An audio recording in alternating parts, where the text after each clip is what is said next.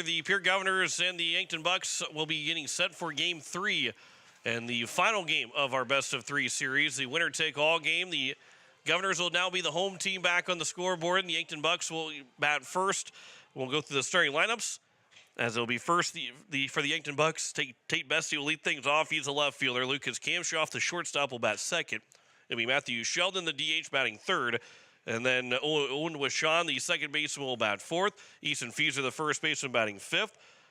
And then Sam Goki will bat sixth and play third base. Evan Sirk, the right fielder, batting seventh. Gavin Johnson will be catching, batting eighth. And Austin Goebel, the center fielder, batting ninth for the Yankton Bucks, as Cale Gary will be on the mound for Yankton in this Game 3. You are listening to KCCR Pierre, a Riverfront broadcasting station, as we're at 1 o'clock here on this Saturday afternoon. Nolan Peterson for the Pierre Governors will lead things off in Game 3. He is the DH in this ball game. Cade Kaiser, the second baseman, will bat second. George Staley, the center fielder, will bat third. Charlie Simpson is in the cleanup spot. He is the catcher. Jed Zabel, the right fielder, will bat fifth. Grayson Hunsley, the third baseman, batting sixth. Spencer Eason, the left fielder, will bat seventh. Matthew Brewer, the first baseman, batting eighth. And Dawson Guest, the shortstop, batting ninth.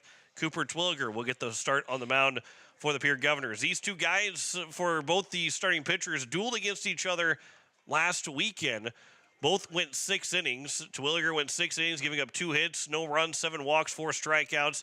Cale Gary went 6 innings, giving up 9 hits, 4 runs, 3 earned, 2 walks, and 4 strikeouts. So both guys went as far as they could with 104 pitches for Gary, 101 pitches for Twilliger. Gary actually ended with a complete game, even though the Governors picked up the win 4-2. Not a lot of run support for Cale Gary after Twilliger went with 6 shutout innings. And so both these guys will get the start again. And both these guys, well, one, Cooper Twilliger looking for the same result, and the Yankton Bucks looking to try and change the result from what they had on the last Sunday in Game 2 of that doubleheader. Again, we do know that the T-Area Titans, they were the first team to advance to the state tournament. The 8 seed beat the 9 seed 15-0 and 9-1 over Sturgis on Wednesday and Thursday. It was Lincoln and O'Gorman, the 2 and 4 seed, winning Game 1 over Huron 11-1 and 3-0 over Jefferson. Lincoln won Game 2 14-0 over Huron to advance and will play in the state tournament next weekend. O'Gorman, they beat Jefferson 11-0 in Game 2, and they advanced to the state tournament. So the 2, 4, and 8 seeds are in. Brandon Valley has a 3-1 lead right now over Mitchell in the 4th inning of that game. Harrisburg, Washington just getting underway. Brookings, Roosevelt also just getting underway. And we will be getting underway of Game 3 here in just a little bit. Then it'll be 2 o'clock for Stevens and Rapid City Central to get started for their second game of that series. It is Harrisburg and Stevens, the higher seeds, 1 and 5, leading that series 1-0. Roosevelt, the 10 seed, beat Brookings 3-1 in Game 1 of that series. And they will be looking for a sweep in Brookings to advance to the state tournament. So starting lineups, you've heard those. The Pierre Governors looking for a win the final time here at Hyatt Stadium. There's no chance of any more games at Hyatt Stadium here this spring. This is the final time that the Governors will be on the field until the 2025 high school baseball season. And they will be looking to try and get a win and get themselves into the state tournament next Friday and Saturday out in Sioux Falls. We will step aside for 3 minutes, come back with more of the pregame of game number 3 after this. You're listening to the state tournament, you're listening to Pierre Governors looking to get to the state tournament on KCCR and on YouTube at KCCR Sports. Stolken Peterson LLP has been your local CPA firm for over 40 years, offering tax preparation, bookkeeping, payroll, and consulting services. If your business, farm, or ranch needs professional, accurate, and reliable services, we are your firm. Our clients are our #1 priority. If you need a higher level of accounting service, give us a call at 605-224-5828. That's Stolken Peterson LLP, 222 East Missouri Avenue in Pierre. Comtech, your local technology solutions provider, is now located on the Truck Bypass. With great brands like Bose, Sonos, LG, Samsung, Lenovo, and so much more. Stop in to see their new showroom for everything in stock for your personal or business needs. Comtech provides professional installation and service after the sale. Comtech is your local technology store, located now on the Truck Bypass, or visit us on the web at comtechplus.com. As community bankers, BankWest employees are deeply committed to supporting local causes, growing the local economy, and creating local opportunities.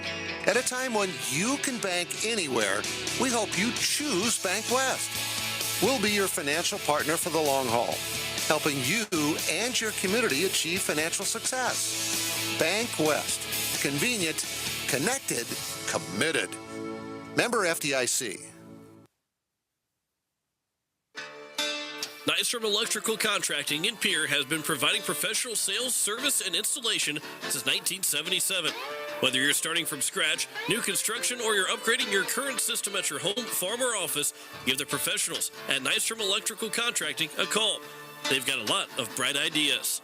Call Nystrom's today to schedule a free computer-generated estimate. The number is 224-8750, or visit their website at nystromelectric.com.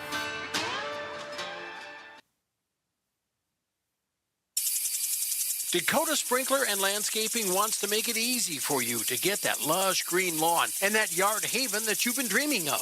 Visit dakotasprinkler.com to make appointments for sprinkler system spring startup, service calls, fall winterization, and landscaping quotes. Trust Dakota Sprinkler and Landscaping's professionals to get you through the planning and installation to make your landscaping needs a reality.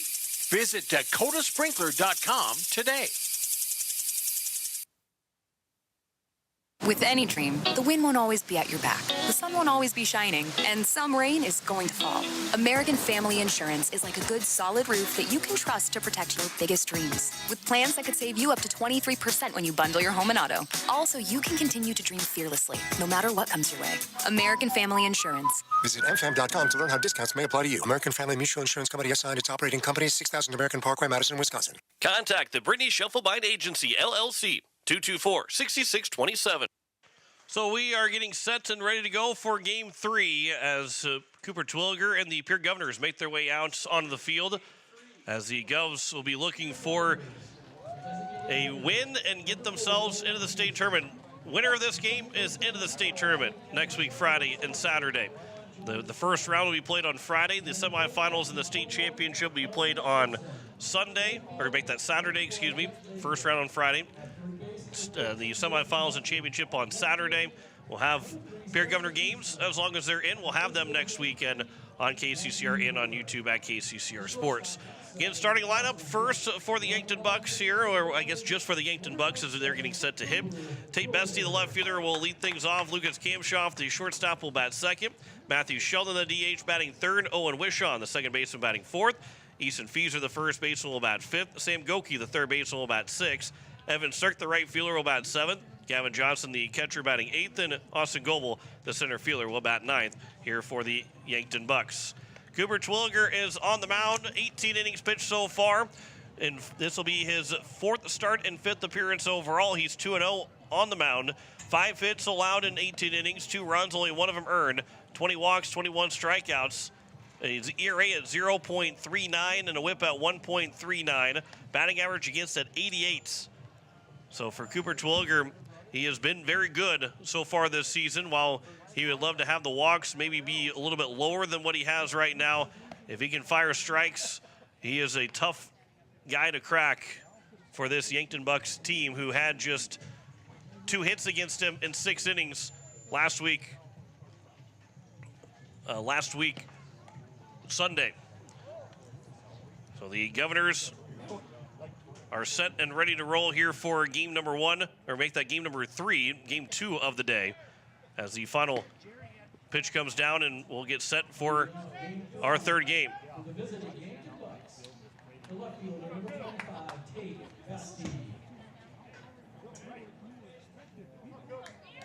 So Tate Bestie will lead things off to get game 3 underway. Went 1 for 4 in game 2. And overall 3 for 8 in the series. The first pitch is right down the middle for strike 1, and we're underway at 1:09. Here in our final game at Hyde Stadium, 66 degrees. The game time temperature. The 0-1 pitch, that'll miss a little away, and the count's now 1-1. Make that 67 degrees for the game time temperature. Those winds The west-northwest is 18 miles an hour, gusting at 30. There's the 1-1 from Terwilliger. That'll miss low and away, and the count's now 2-1. The Governors have, outside of trailing 1-0 in game one, going in the bottom of the second, after the top of the first, but going in the bottom of the second, have not trailed other than that walk-off hit, as it counts 3-1. Here to Tate Bestie. Lucas Kamshoff, Matthew Sheldon, the first three hitters. Here for game number 3. 3-1 pitch. That is down the middle for a strike, and the count's now 3-2.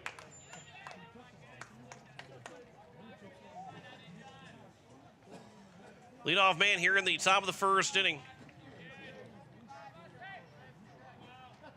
The 3-2 pitch. Ground ball that is going to be foul down the third base line. And we'll do it again here at 3-2.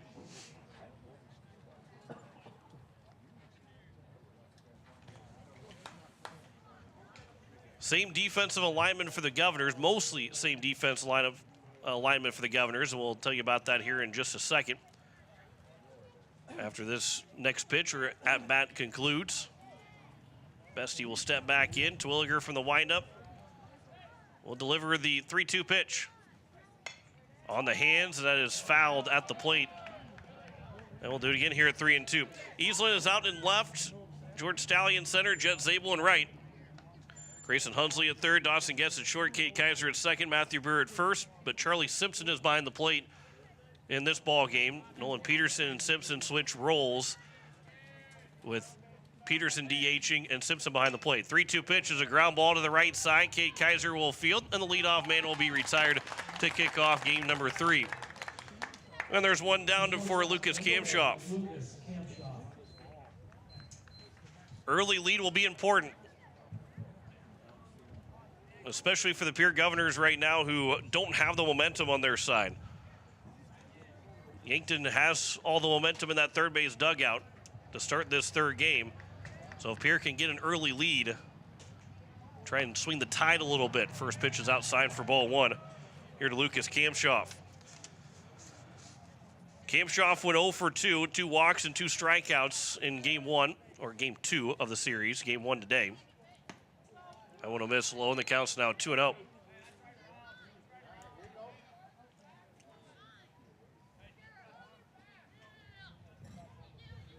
Here from Terwilliger to Kamshoff. That'll miss low, and the count's now 3-0. And again for Cooper Terwilliger, a guy that doesn't give a whole lot of hits, but his walks have been as equal to the strikeouts, 20 walks to 21 strikeouts. 3-0 is going to be missing in a 4-pitch walk issued. And we'll bring up now Matthew Sheldon, the DH. And while Terwilliger doesn't give up a whole lot of hits, is the reason why he's able to walk as many guys as he does and get away with it, because there's only been 5 hits allowed in 18 1/3 innings against Terwilliger. But Matthew Sheldon digs in, and the first pitch will miss low for ball 1. Well, 5 straight misses now here for Terwilliger, trying to find the strike zone.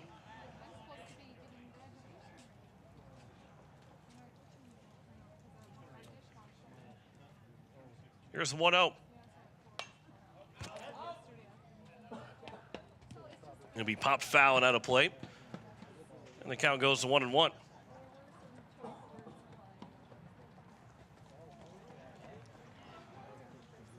Sheldon in game 1 today went 1 for 4. He is overall 4 for 7 on the weekend with an RBI. 1-1 pitch. Curveball that misses outside, and the count is now at 2 balls and a strike here to Sheldon. Yankton, a team that looked to try and steal, although they were caught stealing twice in that game against the Governors in game 2. That one will come in and hit Sheldon, and it's now first and second with 1 out. So it's Owen Wishon that will come to the plate. Time will be called, and Charlie Simpson will make his way out to talk with Cooper Twilliger. One out here in the top of the first inning, and Owen Wishaw's got a chance to give Yankton an early lead. We'll just go back a couple of games when these two teams played. And a couple of times, Twilliger is able to strand the bases loaded. Was able to strand a couple of guys on base in the fourth inning. You know, had activity in every inning except for the third, but still had 6 shutout innings against Yankton. Here's the first pitch. Wishon will pop it up. Right side, foul territory. Starting to drift back into fair territory. Infield fly rule is called, and everybody's okay. The infield fly rule is called. Everything is fine as there's 2 outs here in the top of the first inning. 2 outs here in the top of the first. Well, that could have been disastrous for the Governors. Why the infield fly rule is intact, because that's an easy double play to get out of the inning for the Governors with that ball dropping at near first base. Easton Fieser, the first baseman, will come to the plate. First pitch will miss inside for ball 1. Fieser in the first game today, 0 for 2 with 2 walks. 0 for 5 overall on the weekend. Here's the 1-0 pitch. That one's over for a strike, and the count's now 1-1 here to Easton Fieser. So they got the second outs.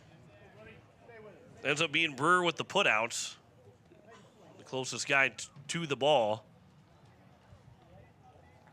Here's the 1-1. That one will miss just outside, and the count's now 2-1.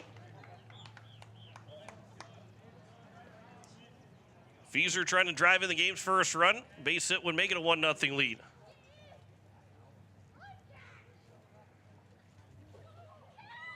Here's a 2-1. That one is fouled out of play, and the count's now 2-2, and deuces are wild here in the top of the first, and the Governors are trying to get out of early jam here in the first inning. 2-2 count with 2 outs and 2 on. Lefty Fieser digs back in. Twilliger looking for his first punch out. Finish off the top of the first inning. He'll come set from the stretch. Delivers a 2-2. Swing and a foul tip just out of the mid of Simpson. That close to strike 3. And it remains at 2-2.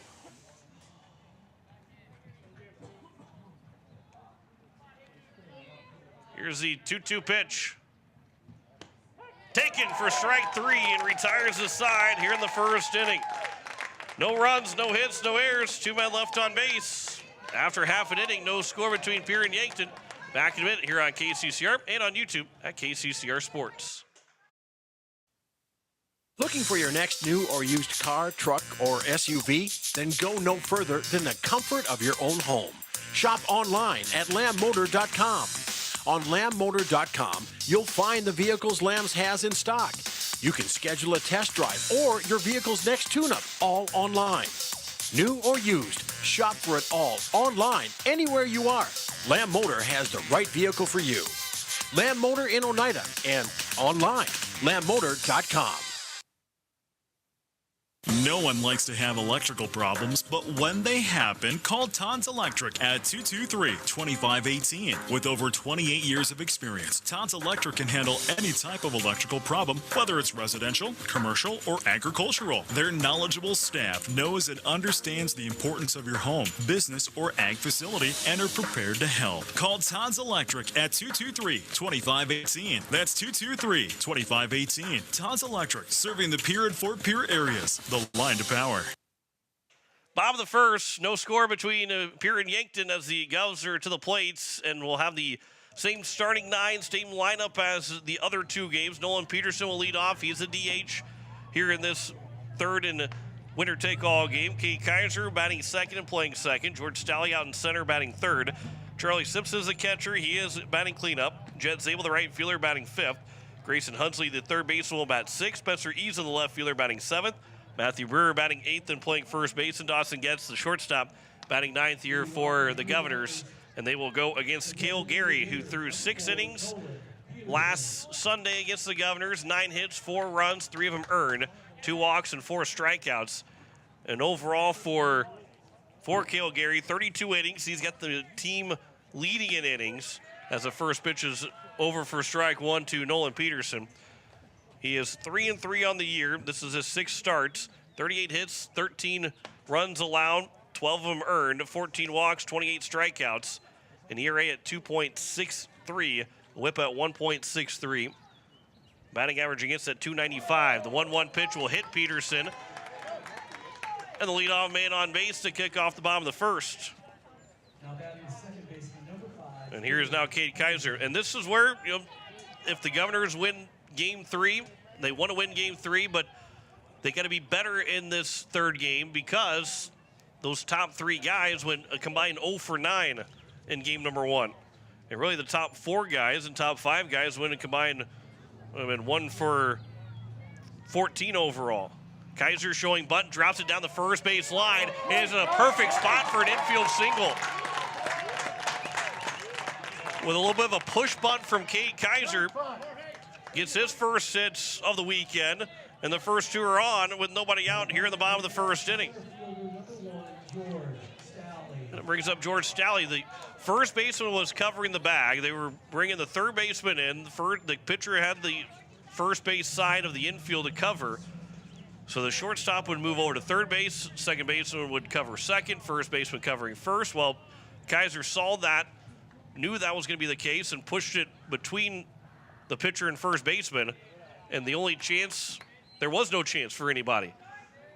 The pitcher ended up picking it up on the infield dirt between first and second. Ends up being an infield single, and it's first and second here with nobody out for George Stalley. 1-0 pitch from Gary to Stalley. Swing and a miss, and it's 1-1. Stalley in game 1, 0 for 3. 1 for 5 so far on the weekend. So he came in hitting .303. 7 runs driven in, does have 6 doubles and a triple. 1-1. This will be popped up on the infield. If it's fair, it's an infield fly roll, but it is in foul territory, and the third baseman, Sam Goki, will make the catch. And there's one down here in the bottom of the first inning. And this will bring up Charlie Simpson. The other side of what the Governors had in that first inning where they caught the break with nobody making the catch with first and second near the first base bag was that it was missed by Brewer, but it ended up being a fair ball landing in fair territory, which made an infield fly. This time with Goki, he had to make the catch as Simpson will ground that one foul down the third base line. But if Goki does not make the catch, it ends up being just a foul ball, and the Governors would have had an extra life on that at bat with Stalley.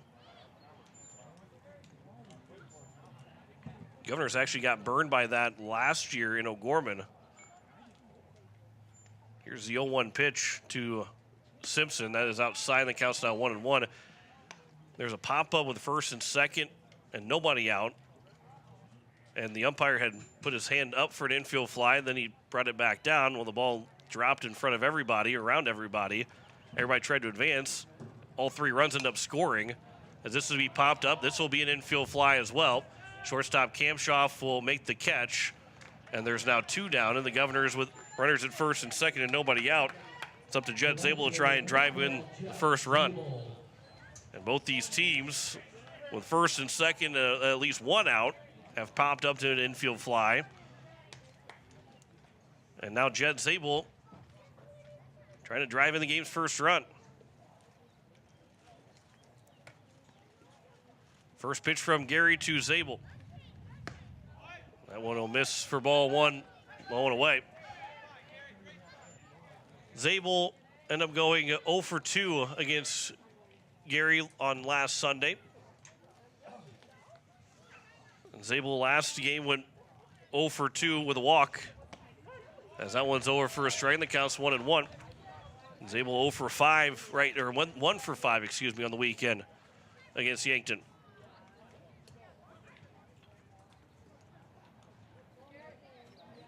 Here's a 1-1 pitch. Zabel thought about not swinging. He was able to hold it up, but it was still called strike. And the count's now 1-2. Base hit can make it a 1-0 lead here for the Governors. 2 outs. The runners at first and second. Here in the bottom of the first. 1-2 pitch. That is high and outside. And the deuces are wild again here in the first inning. 2 on and 2 out, and a 2-2 pitch upcoming from Cale Gary to Jet Zabel. Gary comes set. 2-2. Zabel with the ground ball, the right side, takes a high hop. It's fielded by the first baseman, but Gary didn't move out of the first base bag, and it will be an infield single for Zabel. And the bases are now loaded for Grayson Hunsley. It was fielded like it should be from the first baseman in Easton Fieser. But because Gary didn't hop off the mound, and by the time that he realized he needed to hop off the mound, well, Zabel was halfway up the line and no chance to get him. So the bases are now loaded for Hunsley. First pitch will catch the outside corner for a strike, and it's 0-1. Hunsley 1 for 3 in each of the first 2 games, 2 for 6 overall, looking for his first RBI of the playoffs. 0-1 pitch. There's a ground ball to the second baseman. Backhand flip to second to Kamshoff, and it retires aside. And the Governors will strand the bases loaded here in the bottom of the first. No runs on 2 hits, no errors, and 3 men left on base. After 1, it is 0-0 between Pierre and Yankton. Back in a minute on KCCR and on YouTube at KCCR Sports. Financial investments are very important, but so are the investments of time, patience, and encouragement our young athletes receive from their coaches, teachers, and mentors. Your Pierre area Edward Jones Financial Advisors understand this. That's why Edward Jones is a proud sponsor of Governor Athletics on KCCR. Go Govs! For all your investment needs, call or stop by one of our offices to visit with your Pierre area Edward Jones Financial Advisor. Edward Jones, member SIPC. Hey you. Are you at a job that is fulfilling, has good benefits to support you or a family today, and retirement goes down the road? If you just said no, listen up. CHS River Plains is hiring operations personnel, drivers, and custom applicators at several locations. These come with a knockout affordable benefit package for you and the whole family. Apply to a job with CHS River Plains and up your benefits straight up. To apply, visit us online at chsriverplains.com or stop in at one of our locations. CHS is an equal opportunity employer. Both teams failed to cash in the first inning, and it is 0-0 as we head to the top of the second. American Family Insurance, Brittany Shufflebine scoreboard. Other scores right now across the state. Harrisburg leading Sioux Falls, Washington 8-0 in the top of the second inning. Roosevelt and Brookings just getting underway. That's tied 0-0 in the bottom of the second inning. Roosevelt is a home team again in game number 2. Mitchell will have at least a 3-2 lead going into the 7th inning against Brandon Valley. I thought they were down 3-1, but they were actually down 2-1 and have now a 3-2 lead going to the bottom of the 6th. And they can have a chance to extend that lead and try and force a game 3. That's the 3-14 matchup. First pitch was fouled away, and it counts 0-1 here to Sam Goki. That one's outside, the count's 1-1. Goki, who got the complete game win in game number 2 of this series, game 1 today, at the plate went 1 for 4 with actually 2 for 4 with 2 singles. That one will get to the backstop, and the count's 2-1.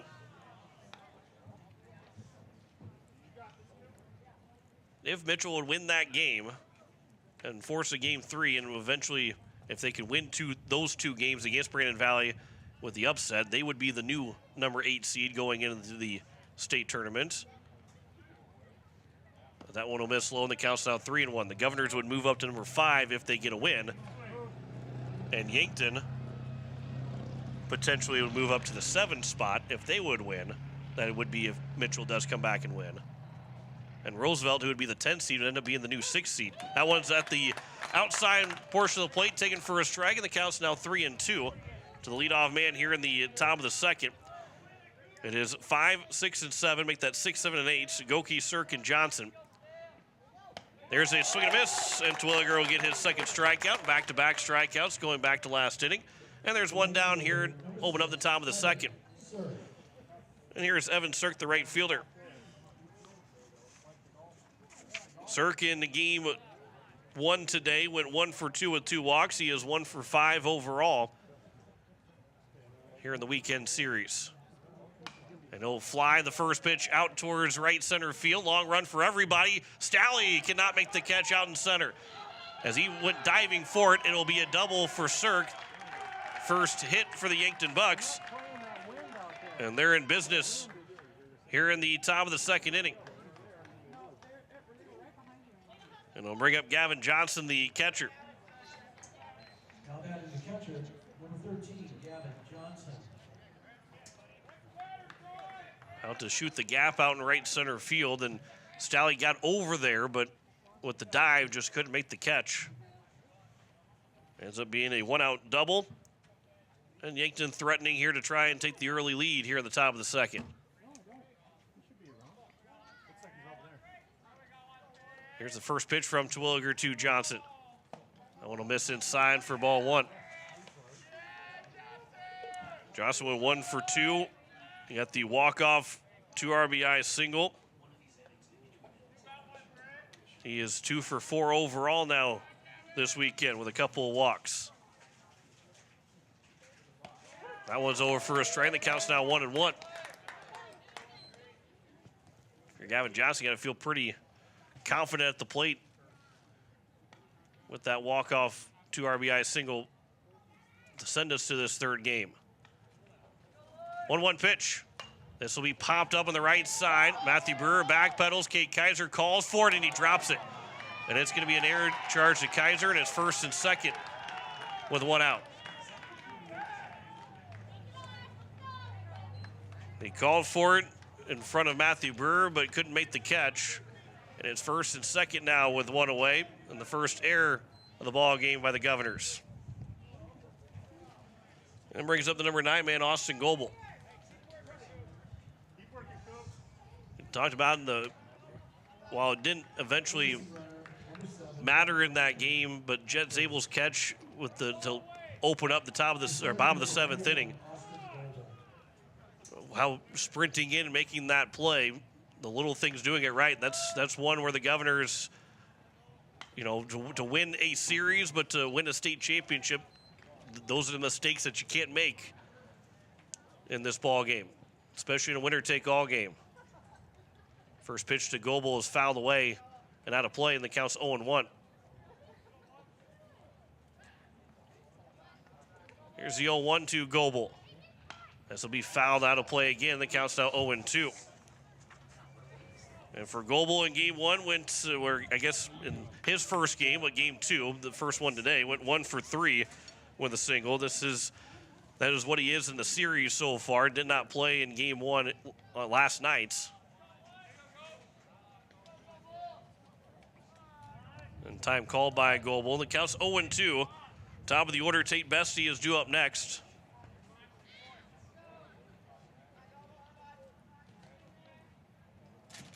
Here's the 0-2 from Terwilliger.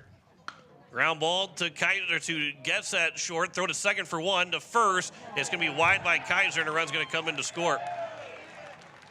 It'll go down as a fielder's choice, but the second error of the inning for Kaiser makes it a 1-0 lead for Yankton.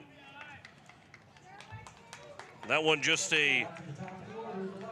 ends up being an error by Kaiser, trying to make up for the mistake that he just made. Probably didn't have a chance to get Goebel at first base, but trying to fire one over to first, and it ends up costing the Governors a run now. Goebel gets a huge lead at first, and Terwilliger will step off. Goebel is probably looking to steal, but had such a huge lead that even he realized he needed to backpedal a little bit back to first base.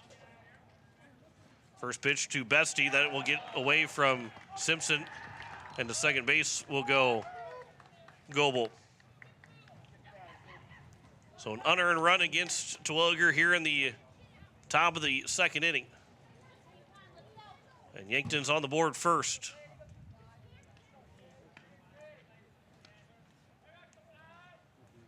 Here's the 1-0. Instead, Twilliger will step off.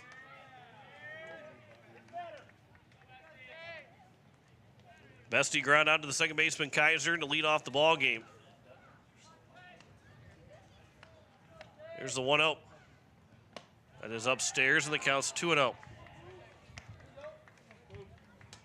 Again, winner of this game goes to the state tournament. Governors are trying to survive and get to the state tournament as the 6th seed. This will be popped up. Foul territory, long run for Brewer. He will get over there, juggles it, and he makes the catch. Well, that's the third out. It wasn't pretty, but the catch made, and retires the side here in the second. 1 run does score on 1 hit in the inning, 2 errors, and 1 man left on base. We head to the bottom of the second. Pierre is down 1-0 to Yankton. Back in a minute here on KCCR and on YouTube at KCCR Sports. Happy anniversary, Wagner Auto. Wagner Auto is celebrating 117 years in the area with sales and service, and now they want to thank you for taking part. When you buy a vehicle at Wagner's, you'll receive $117 in beef bucks just in time for grilling season. See us for details. Get sale prices on Buick, GMC, Chrysler, Dodge, Jeep, and Ram. Check out our ever-expanding inventory. Get the best deals now during the 117th anniversary celebration at Wagner Auto, South Dakota's oldest auto dealership. Wagner Auto, 330 East Sioux in Pierre. Yag Air Incorporated is your locally owned ag, chemical, and seed retailer. Yag Air Incorporated offers reliable ground and aerial application. For the latest seed and chemical pricing, contact Kyle at 605-280-8710 or Tony at 605-280-4771. Yag Air for all your ag, chemical, and seed needs. Kyle, 605-280-8710 or Tony, 605-280-4771. It is Spencer Eason to lead things off here in the bottom of the second. And a 1-0 lead for the Yankton Bucks on the American Family Insurance Brittany Schuffelbein scoreboard. 7-8-9 here for the Governors. Easlin, Brewer, and Dawson Getz. Anybody reaches base, back to the top of the order as Easlin will swing at the first pitch and foul it away. He is the hottest hitter for the Governors right now. 3 for 3 in game 1, 2 for 3 in the first game today, 5 for 6 overall with 3 RBIs for the Pierre Governors. Is Easlin. This one will come in and hit him on the hand, and now that's a fair ball actually.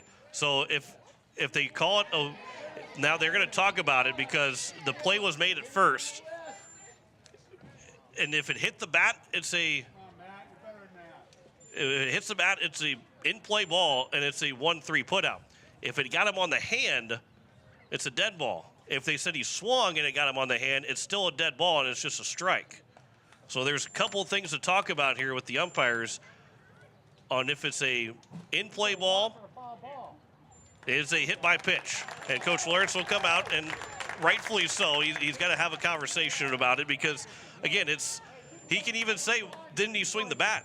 If you swung the bat and it hit him, it's a strike.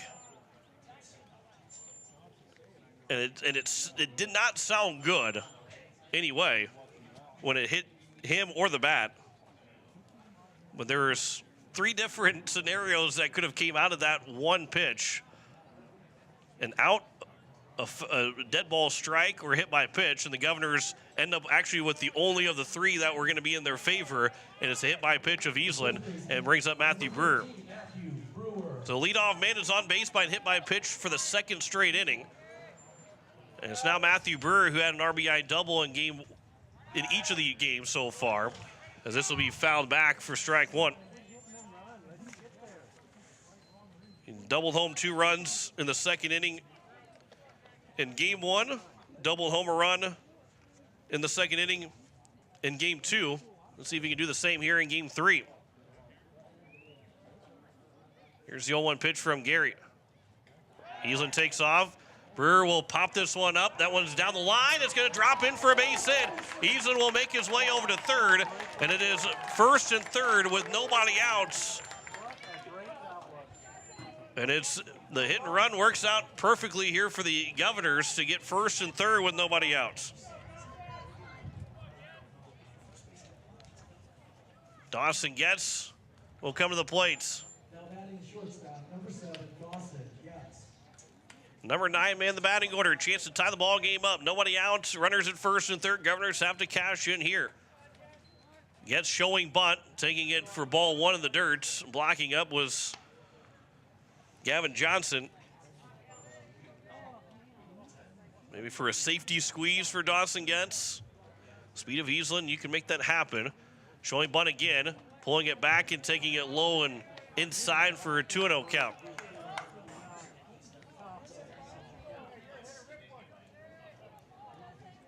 Getz looking for his first hits of the playoffs, 0 for 5 so far.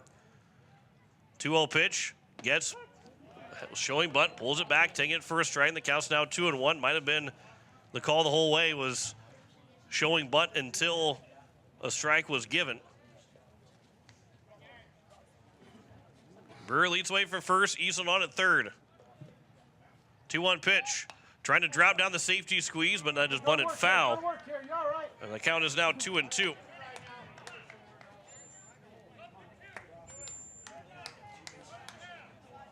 Base hit would tie the ball game up.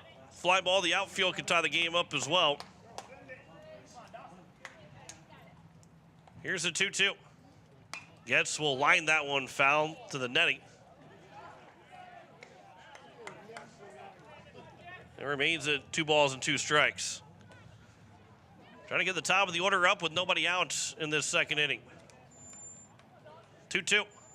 Getz with a ground ball to the third baseman. Easland has to stay. The throw to second for 1. That's all they can get. Ends up being a fielder's choice.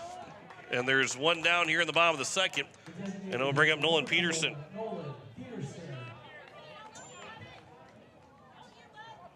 So Peterson, who was hit by a pitch in his first trip to the plates. 0 for 6 so far here in the playoffs. A spot for Peterson to try and tie the ball game up here in the bottom of the second.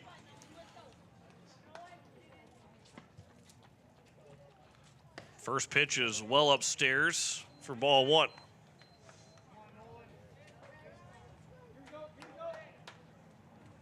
One nothing lead here for Yankton in the bottom of the second. Winner take all, game 3, this best of 3 series to get to the state tournament in Sioux Falls.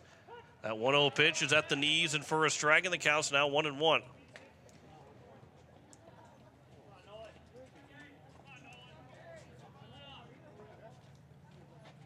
Here's the 1-1 pitch. And Peterson with a line shot into right field. That one will be caught by the right fielder. The tag, the throw coming to the mound will be cut off, and it is a sac fly RBI for Nolan Peterson. And it's a 1-1 tie here in the bottom of the second inning.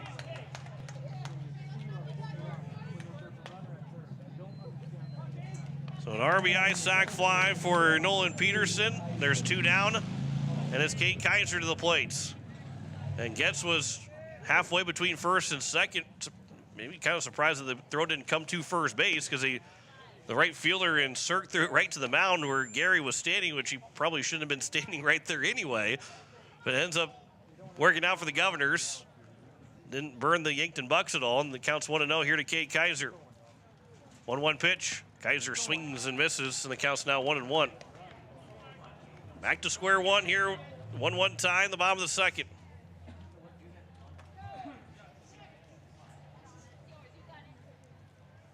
The 1-1 from Gary.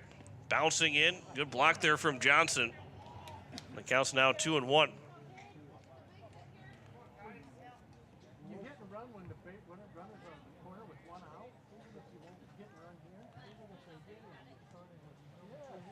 Gary will come set from the stretch. Here's a 2-1 pitch.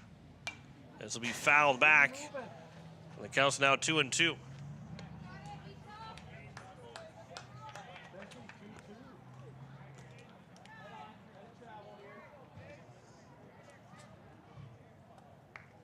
Here's a 2-2 from Gary to Kaiser. That is outside. The count is now full at 3-2, and Dawson Getz will get a head start over here at first.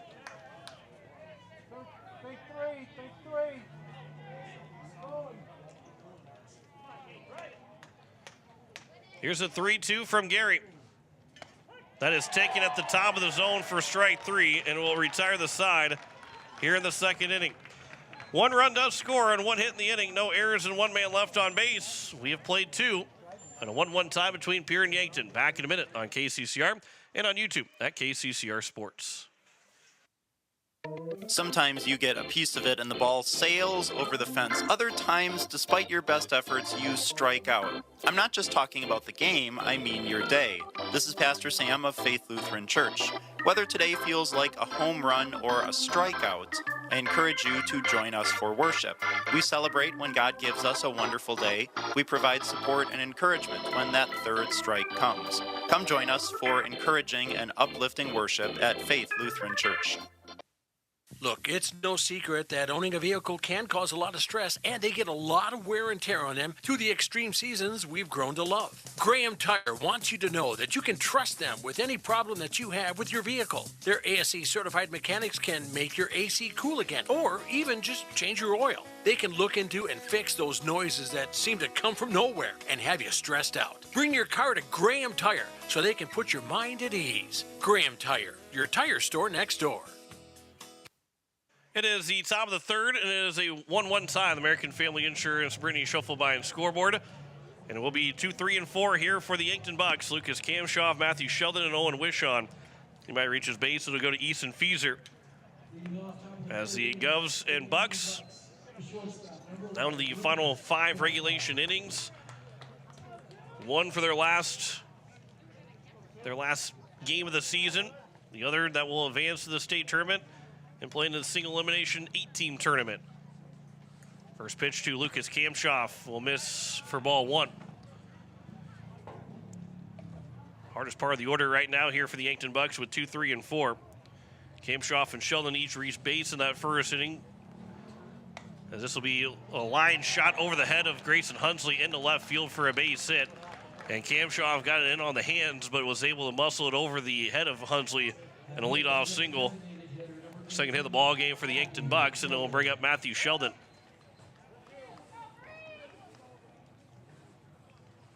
That one for Kamshoff. I mean, that was not a hard hit ball, but the strength of Kamshoff was able to get it off the hands and over the head on a line shot for a base hit. Sheldon swings and misses at the first pitch strike. He was trying to make it a 3-1 ball game looking like on that swing.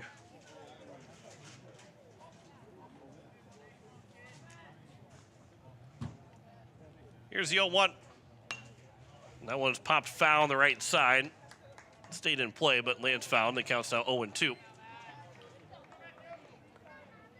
Twilliger will be looking for his third strikeout.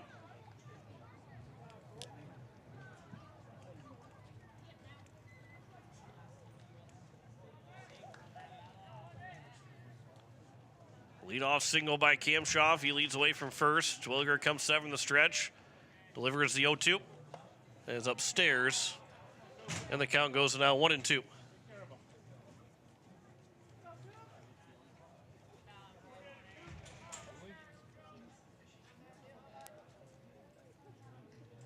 One-two from Twilliger. Pitch on the way. Line shot up the middle for a base hit. And the first two have reached base with singles. And it's first and second here with nobody out. And it was the cleanup man and Owen Wishon. Wishon popped out, being a infield fly roll pop out in that first inning. Now needing a ground ball here to try and get through. Get out of this, and to try and get a couple outs. Not get through the infield, but ground ball to try and get you a couple outs here and reset yourself here in the third inning. First pitch is just upstairs for ball 1.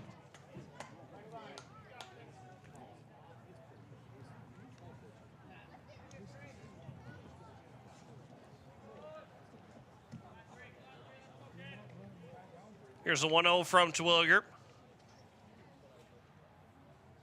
Showing bunt, pulling it back and avoiding being hit by the pitch by ducking underneath it.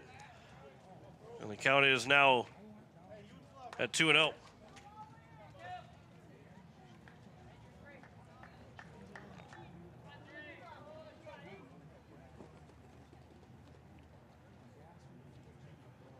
Here's a 2-0.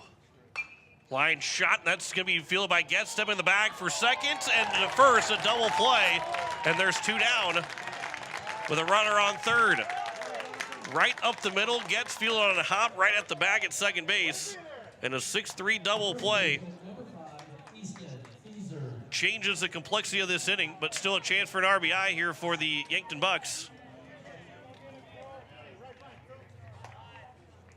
Easton Fieser struck out looking back in the top of the first inning.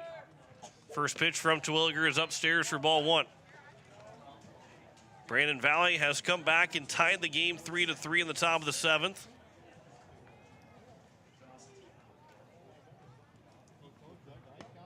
There's a swing and a miss by Fieser. The count's now 1-1.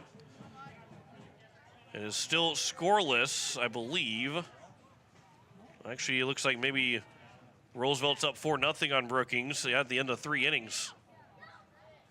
1-1 pitch. Fieser with a fly ball to right center field. That's going to get down for extra bases and a 2-1 lead here for Yankton. Staley will cut it off right at the warning track, but Fieser's rounding second on his way to third. The throw misses a cutoff man, and standing at third with a stand-up RBI triple is Easton Fieser. And Yankton leads 2-1 here in the top of the 3rd inning. Third hit of the inning for the Yankton Bucks, and a triple for Fieser. That hit brings up the third baseman, number 19, Samuel Goki. So here's now Sam Goki, who struck out swinging his first at bat. Roosevelt leading Brookings 4-0. Harrisburg with a 10-0 lead over Washington. Both those teams won game 1 of that series.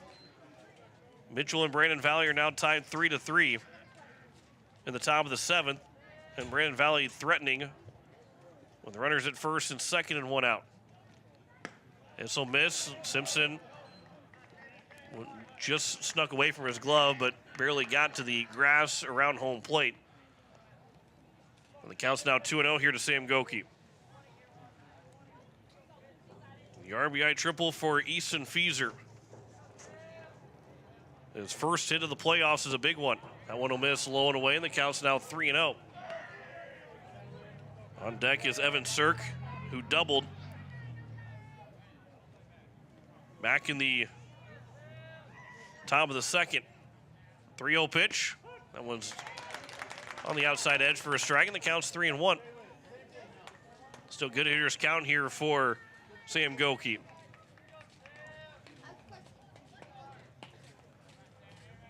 Here's a 3-1. That is outside for ball 4. And it's first and third now here with 2 away. And it brings up Evan Sirk. Sirk doubled. It was a diving attempt for George Staley out in right center field that couldn't make the catch. And Sirk ended up with a double, but ended up coming around to score on one of the 2 errors in that 2nd inning. They will call out the alignment of what they want to do with runners at first and third, and the likelihood of Goki taking off for second on this first pitch.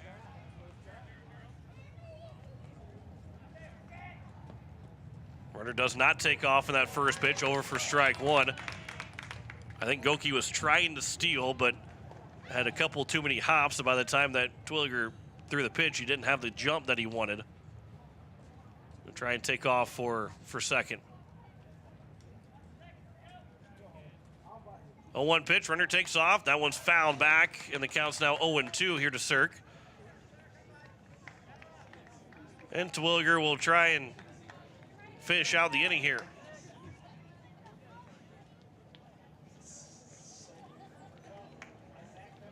First and third with 2 outs here in the top of the 3rd inning. 2-1 lead for Yankton. Here's the 0-2 pitch. Just missing inside. The Governors are looking to all come off the field. Governor Faithful thought that was strike 3. And the count is now 1-2 here with 2 outs. 1-2 pitch, runner takes off. That is outside. The count's now 2-2, and stealing without a throw is Goki. And it's second and third now with 2 outs. And a 2-2 pitch upcoming here to Evan Sirk. Deuces are wild here in the third. 2 on and 2 out. And a 2-2 pitch. That is high, and the count's now 3-2. Base open, Gavin Johnson is on deck. But there is a base open at first, so you don't have to really give in to Evan Sirk. And the force out would be anywhere. The 3-2. And walk him. The bases are now loaded here with 2 outs. And Gavin Johnson, the catcher who reached on an error in his first trip, will get a chance to hit with the bases loaded and 2 outs.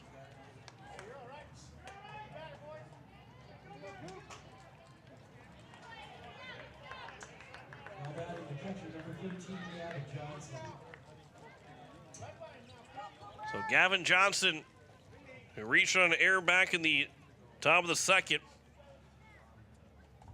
has a chance to extend the Yankton Buck lead. First pitch swinging, he fouls it back to the net, and the count's 0-1. This is a big spot in this Game 3 winner-take-all game right now. 2-1 score, Yankton leads. Took the lead on the RBI 2-out triple by Easton Fieser. Back-to-back walks.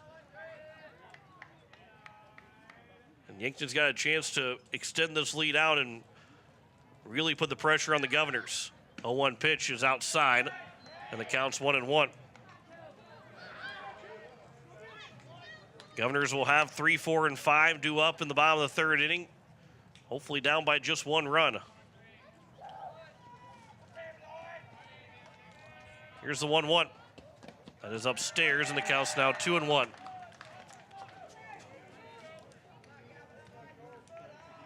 Three walks so far issued by Twilliger, also hit by pitch.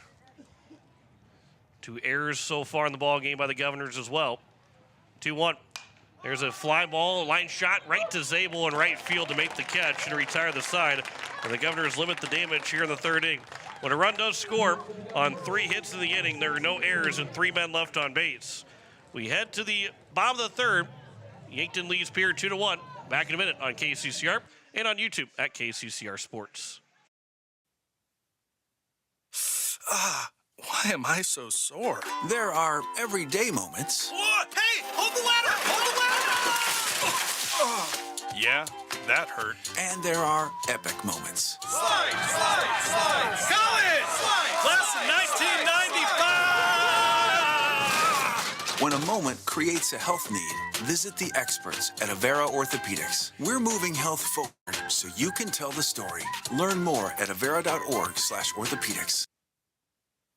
Form, function, finesse. The all-new 2024 all-wheel drive Ford Escape is now on sale at Capital City Ford for $32,000 with up to $2,250 in rebates. If you're looking for adaptable interiors ready for your daily adventures, whether it's a trip to the grocery store, to a spontaneous road trip, and everywhere in between, Capital City Ford has you covered. Payments are as low as $385 with Ford Credit Flex by program. For more information and details, contact a sales professional at Capital City Ford. Check out their full vehicle lineup at CapitalCityFord.com. Capital City Ford in Pierre. It is the bottom of the third, 2-1 lead for the Yankton Bucks over the Pierre Governors. As the Govs will have 3, 4, and 5. George Stalley, Charlie Simpson, Jet Zabel. Anybody reaches base, Grayson Hunsley, as they will try and answer the run scored again by the Yankton Bucks in the third inning. Again, scores from around the states. Just a couple of games still going on. Brandon Valley leads 4-3 over the Mitchell Colonels in the bottom of the 7th now. Brandon Valley scored 2 runs in the 7th to take a 4-3 lead. Mitchell had a chance to close out that ball game, but now Brandon Valley's got a chance to close out the series and advance to the state tournament. It is a 4-0 lead for the Roosevelt Rough Riders over the Brookings Bobcats in the bottom of the 4th inning as they're trying to sweep Brookings on the road to advance to the state tournament. Harrisburg is up 10-0 right now over the Washington Warriors.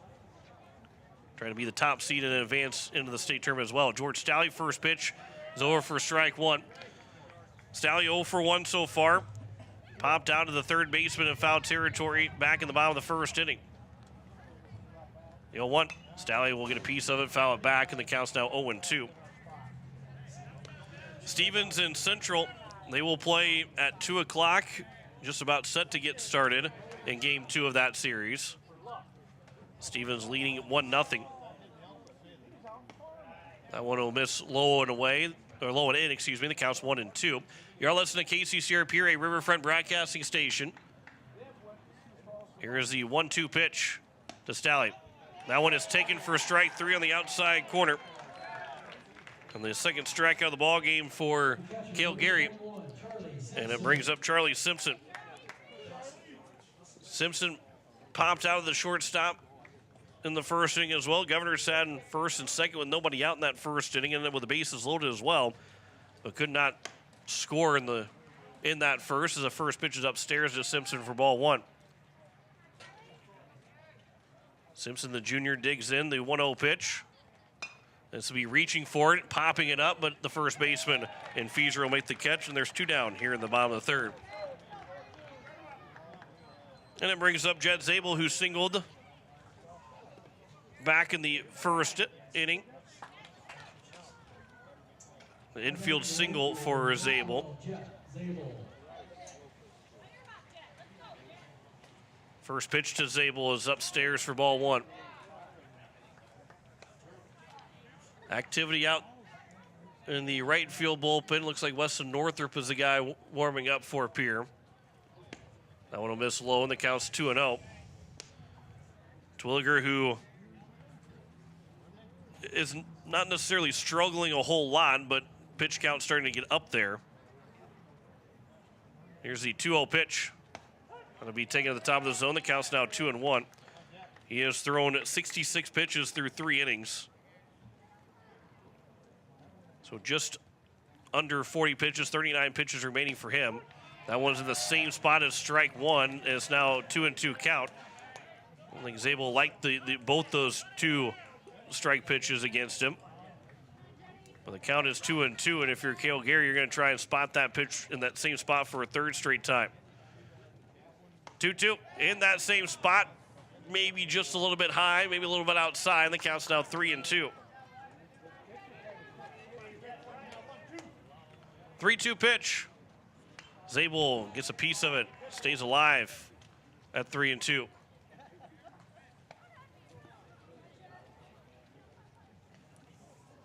One for one so far in this ball game. Overall, 2 for 6, and make it 2 for 7 as he swings and misses for strike 3. And a 1-2-3 inning for Cale Gary here in the third. 2-1 lead for Yankton after 3. Back in a minute here on KCCR and on YouTube at KCCR Sports. At Shane's Pharmacy, your healthcare is important, and Shane wants to be the pharmacist to take care of you. Shane's Pharmacy will make sure your prescriptions are filled in a timely manner, they will answer your questions, and they will even deliver to your home or office. Call 223-9200. Shane's Pharmacy, the pharmacy you know and trust. The number again is 223-9200. Shane's Pharmacy in Fort Pierre, proud to support high school athletics.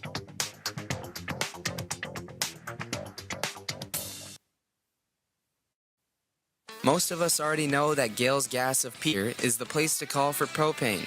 They offer an automatic fill plan so you never have to worry about running out of propane. They accept debit and credit payments or a budget payment plan to spread out the cost throughout the year so you never have surprises when you get your bill. For delivery, convenience, and great customer service, call Gales Gas at 224-5518. That's Gales Gas at 224-5518. It is the top of the 4th inning. The Pierre Governors are down 2-1 on American Family Insurance, the Brittany Schuffelbein scoreboard. And it will be 9-1-2. Austin Goebel, Tate Bestie, and Lucas Kamshoff. He might reach his base, so it'll go to Matthew Sheldon. The Yankton Bucks got the momentum right now. Governors, even though they're down by just 1, a little deflated in the dugout and in the, not so much in the stands, but in the dugout on the field right now, feel a little deflated. They're down by just 1 here in the top of the 4th inning. There's still plenty of baseball left to go and only a 1-run deficit. Austin Goebel lead off. The center fielder reaching a fielder's choice. As the first pitch will be outside for ball 1.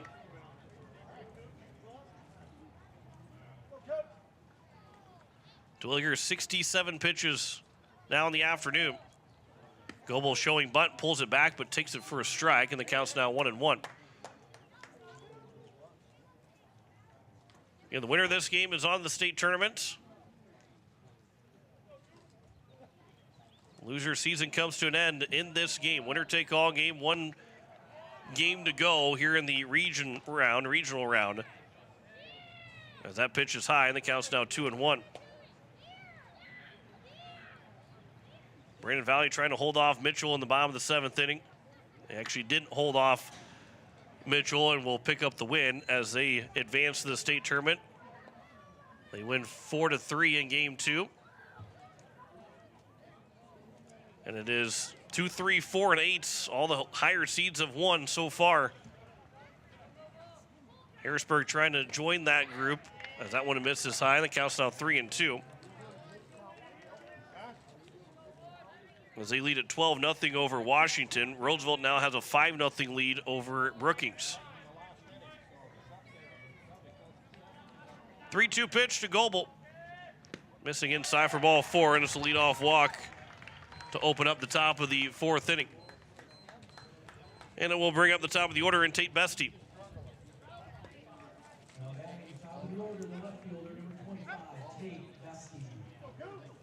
So as it stands right now, the only way the Governors would move up is if Washington would have a miraculous comeback and end up beating Harrisburg in another game, or Central beating Stevens twice today.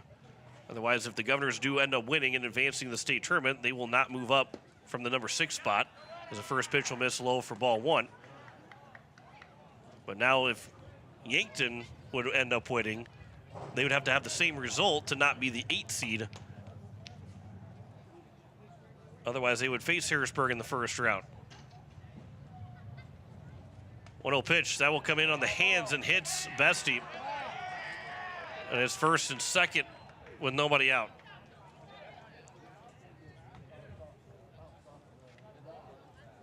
And so it's first and second, nobody out here in the top of the 4th. And it's now Lucas Kamshoff and Matthew Sheldon. And this is very dangerous territory here for the Pierre Governors.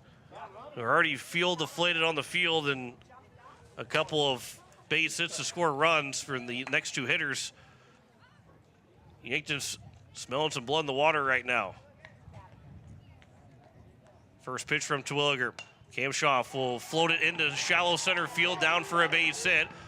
The throw from Staley to third will not be in time. The runner at second, and Goebel had to wait just a moment, and it ends up being a single for Kamshoff, and the bases are loaded with nobody out, and it's the number 3 hitter in Matthew Sheldon. Coach Sherrill will come out and talk to his starting pitcher in Cooper Terwilliger. And the situation becomes even more dangerous here for the Governors now. Matthew Sheldon, the hardest hitter on the team, the best hitter on the team, with a .426 batting average.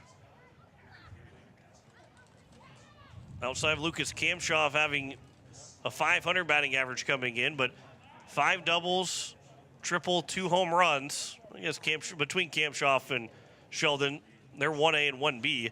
21 runs driven in for Sheldon coming into the weekend.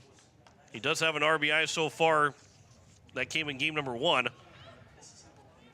And he is 1 for 1, was hit by a pitch in the first, singled in the third. The bases loaded, nobody out, and the Governors have got to find a way to keep this damage minimal. And the infield will come in all the way around. Ground ball, they're going home with it.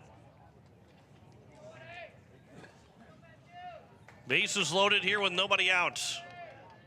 First pitch to Sheldon. A miss low outside for ball 1.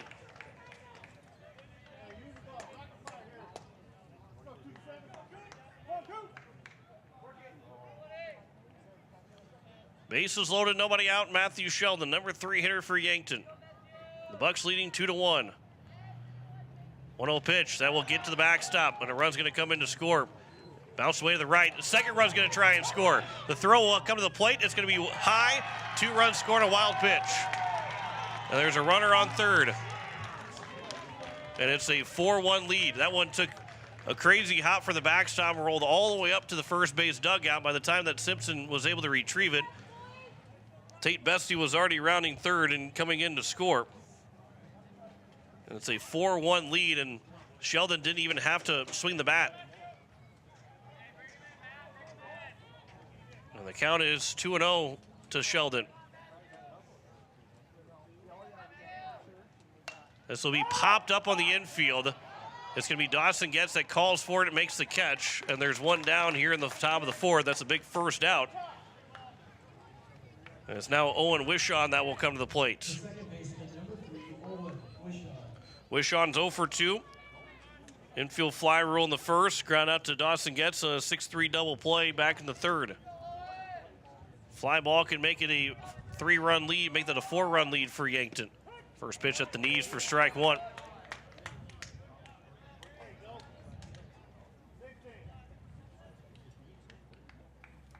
Kamshoff is by himself at third base now on the base pass.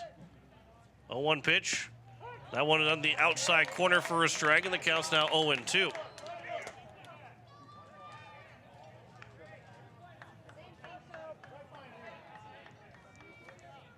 Twilliger looking for his third strikeout. 0-2 pitch. That is outside, and the count's now 1-2.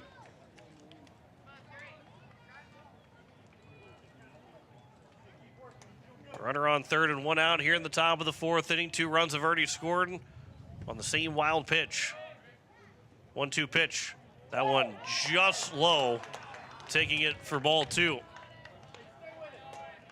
And the hitter in Wishon was almost bouncing like it was going to be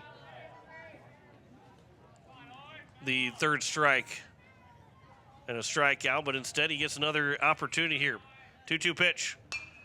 Out towards right field. Jet Zabel will run over to it. He'll come in to make the catch. Runner starts to tag, but cannot tag as the throw will come in.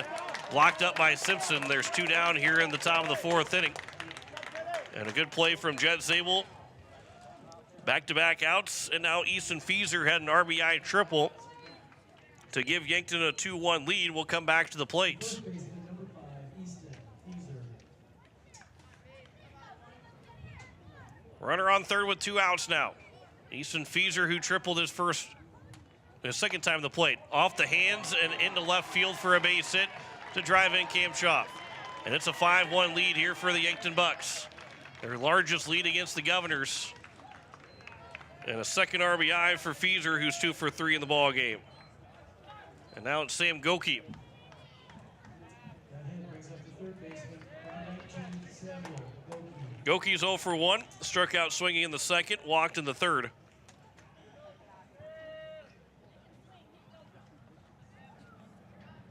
Here's the first pitch. Line shot, that's into left center field for a base hit.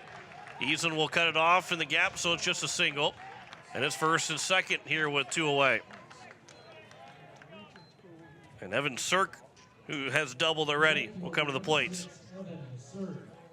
Much different scenario that we saw in Game 2 last Sunday with both these starting pitchers, where it was a 3-0 lead for Pierre, leading 4-0 after 6 innings. It's a 5-1 lead here for the Yankton Bucks here in the top of the fourth, 3-run inning. And still threatening with a runner in scoring position. First pitch is upstairs for ball 1.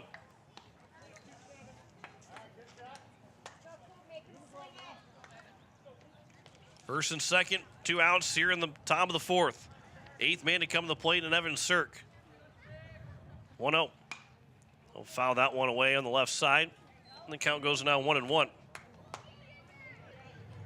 Gavin Johnson, who ended that third inning, he is on deck. Will be the 9th man to come to the plates if Sirk reaches.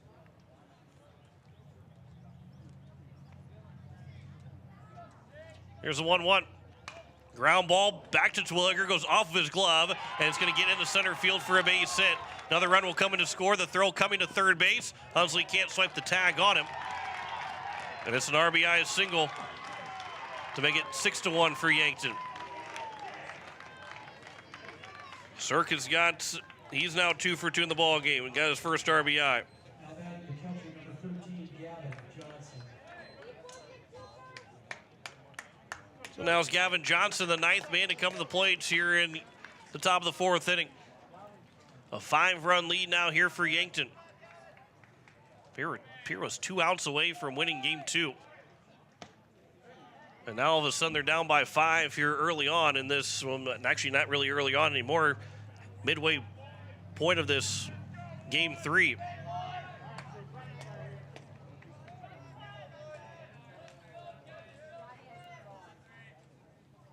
Here's a 1-0, runner takes off, fake throw. It was taken for a strike. It is now 1-1 with runners at second and third and 2 away.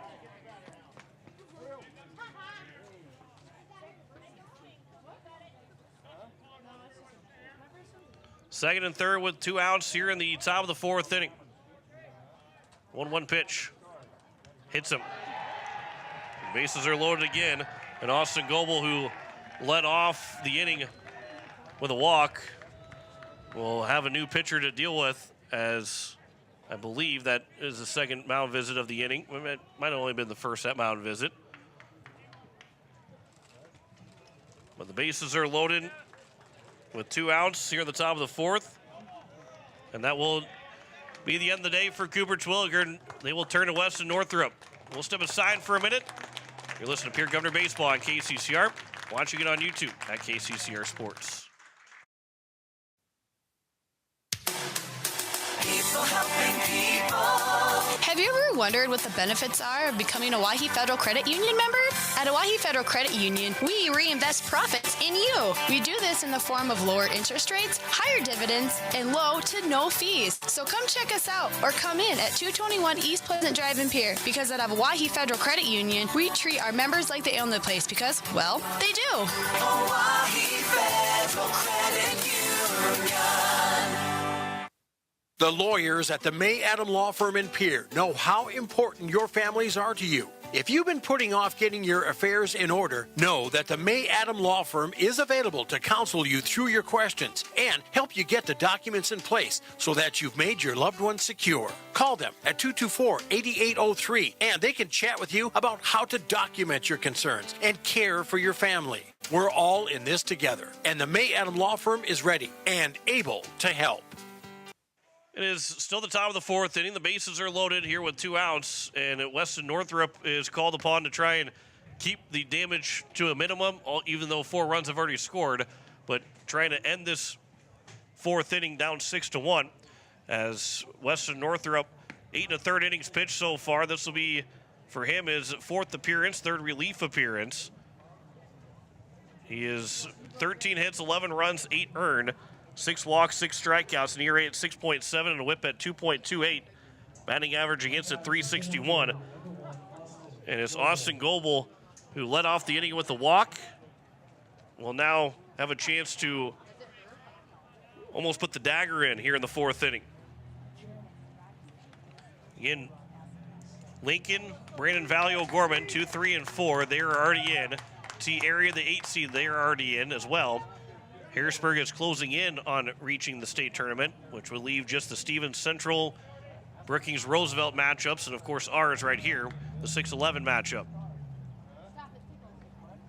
First pitch to Austin Goebel. He'll swing and pop it up left side. That will get out of play. Almost out of play, but no chance for anybody to track it down. And the count's 0-1. And this is the winner-take-all game. The loser season is done. The winners will advance to the state tournament to play on Friday. In that first round, they'll have to win on Friday to play on Saturday in the semifinals and championship day. In that single elimination tournament, 0-1 pitch. There's a line drive. That is going to be caught by Kaiser out at second. And that's a huge third out. That was at least 2-run scoring, if not 3-run scoring on that line shot. But Kaiser makes the catch and retires the side. 10 men come to the plate, 4-run score in the inning, along with 4 hits in the inning, no errors, and 3 men left on base. We head to the bottom of the fourth. It is a 6-1 lead for the Yankton Bucks over the Pierre Governors. Back in a minute on KCCR and on YouTube at KCCR Sports. Insurance. We all need it to protect our homes, health, businesses, and belongings. But having adequate coverage is just the beginning. You also need the support of professionals who stand by your side to protect what's important to you. Fisher Rounds & Associates combines the coverage you want with the commitment you need. Fisher Rounds & Associates, at your service, at your side, with offices in Pierre, Mitchell, Watertown, Sioux Falls, and Rapid City. Ferding Electric has a long history of doing electrical work the right way. Economical service, professional work, and customer satisfaction is why they can say that. Ferding Electric can do residential, farm, and commercial projects. Doesn't matter if they are charged with new construction or a remodel project, they get it conducted. Contact the staff at Ferding Electric at 224-8684. They can light a spark into your next project. Ferding Electric, 224-8684. Bottom of the fourth inning, 6-1 lead for the Yankton Bucks over Pierre. It'll be 6, 7, and 8 here for the Governors. Grayson Hunsley, Spencer Easlin, and Matthew Brewer against Cale Gary, who has got himself a really big lead and a lot of cushion to work with here in the fourth inning.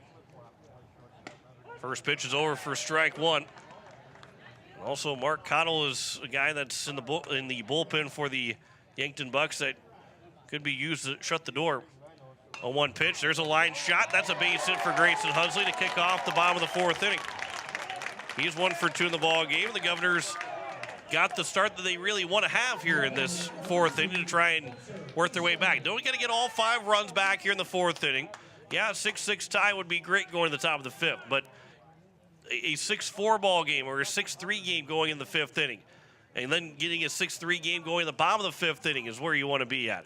You want to get runs, get zeros. Get some more runs, get another zero. You can chip away. You don't have to get it all back in one at bat. There's a hit and run as Easlin swings and misses for strike one. And to second base will go Hunsley. Had to have been a hit and run the way Easlin swung at that pitch. And a hit and run, you're swinging at anything. You swing the bat no matter what. Was it wild pitch that gets Hunsley to second base? So now here's the 0-1 to Easlin. Comes inside, the count's now 1-1. He was hit by a pitch on the hand, which if it wasn't a hit and run, could on that first swing and miss, could have been the reason why Easlin swung at that first pitch. A little bit of nervousness with the hand after being hit by the hand, not feeling good. We'll dig back in here, 1-1 count on the pitch from Gary. Easlin swings and misses, and the count's now 1-2. He went 2 for 3 in game one. He's 5 for 6 overall. Being on base 6 times in the 7 plate appearances. 1-2 pitch. Fouls it off of himself, and the count remains at 1-2. The hottest hitter for the Pierre Governors got a runner in scoring position here with nobody out in the bottom of the fourth.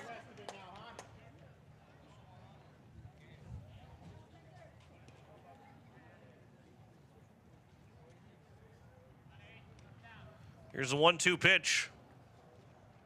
Easlin with a line shot. That's in the right center field for a base hit. To be picked up, Hunsley will stay at third. A base hit for Spencer Easlin. He is 1 for 1 in the ball game. As he's got himself his 6 hits of the weekend.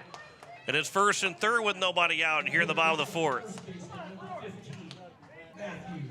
And so now Matthew Brewer. Brewer singled back in the second inning. Easlin takes off. Brewer with the ground ball up the middle. It's going to be off the glove. The shortstop can shot. The throw to first is not in time. It gets away from the first baseman. And to third base will go Easlin.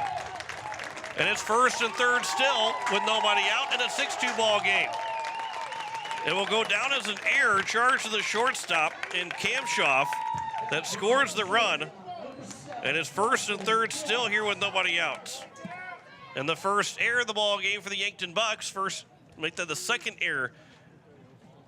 Well, first error today for Yankton. And so now the number 9 man, Dawson Getz, will come to the plate. And Coach Lawrence will have a conversation with his entire infield and saying, hey, guys, this is a big inning. We can't allow this Pierre Governor team to come back and get back in this ball game. We got them up by 5. Now it's a 4-run game. We got to keep this a 4-run game. You give this team life at home, you're asking for trouble. So Coach Lawrence with that conversation will end the conversation, head back to the dugout. We get some activity out in the left field bullpen. I believe it is Cottle that's warming up. It is. Mark Cottle warming up out in the left field bullpen, and they were probably hoping to maybe see him come in at least in the 5th or 6th inning compared to maybe the 4th, but the Governors will love to chase Cale Gary out of this game. Dawson gets with 1st and 3rd. First pitch will miss low for ball 1. Gets reaching a fielder's choice. Back in that 2nd inning. Here's the 1-0. Gets with a ground ball, touching the bag at first for 1. The throw to 2nd, not going to be in time. Easland had stayed at 3rd. And Brewer, who maybe thought he was out for a second, started to go back to the dugout, but he stands on at 2nd. And it's a ground out. 3 unassisted by Dawson for Dawson Getz. 2nd and 3rd here with 1 away. And it's Nolan Peterson.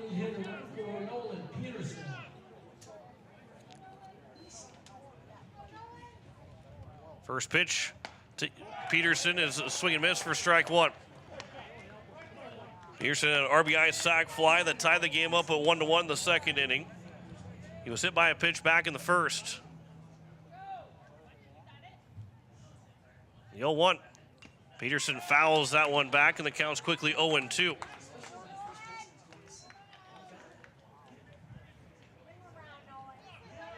One out, runners at 2nd and 3rd.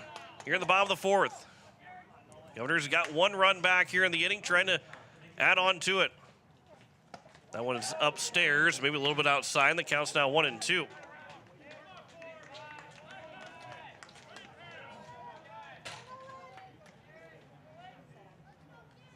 Here's the 1-2 now from Gary. Peterson will pop this foul. This will get out of play. And it will stay on a 1-2 count.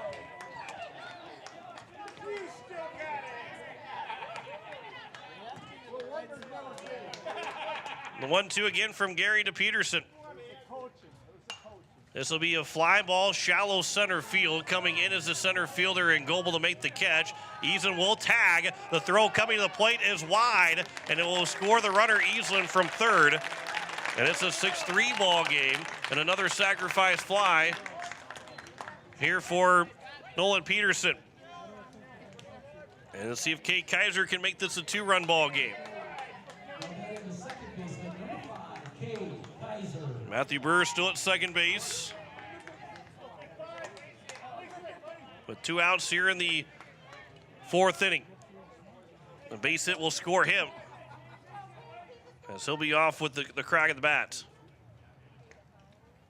First pitch to Kaiser. Swings and misses for strike 1. That was a pitch up in the zone that he was trying to make this a 1-run ball game. 6-3 now our score here in the bottom of the 4th. The Governors are gotten 2 of those 4 runs back in this inning. Kaiser will foul the 0-1 pitch back to the netting, and the count's 0-2.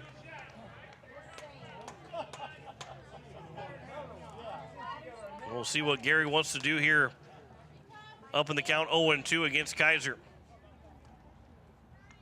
The 0-2 pitch. Kaiser with a ground ball. That's going to get through up the middle for a base hit. Brewer around 3rd. He's going to try and score. The throw coming to the plate is offline and to the backstop. Kaiser will around 2nd. He's on his way to 3rd. The throw is going to get high into the left field, but he will stay at 3rd base. And it's a 6-4 ball game. An RBI single for Kate Kaiser. He ends up at 3rd on the throwing error.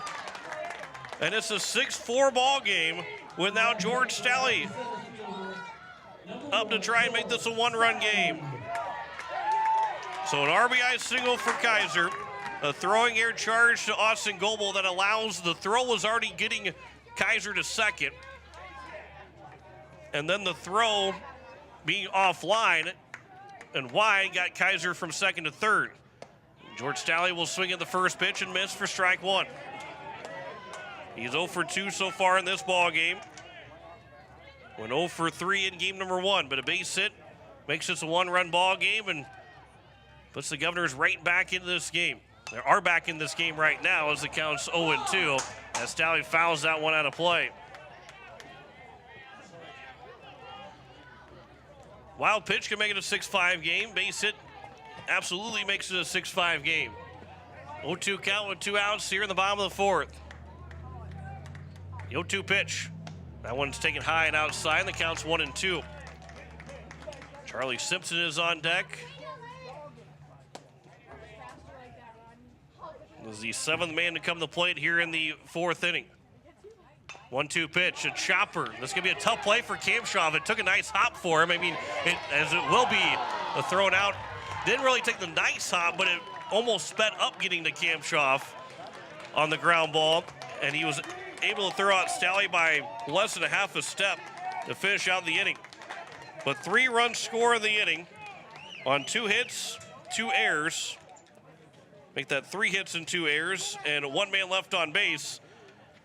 We head to the 5th. It is 6-4. Yankton leads Pierre.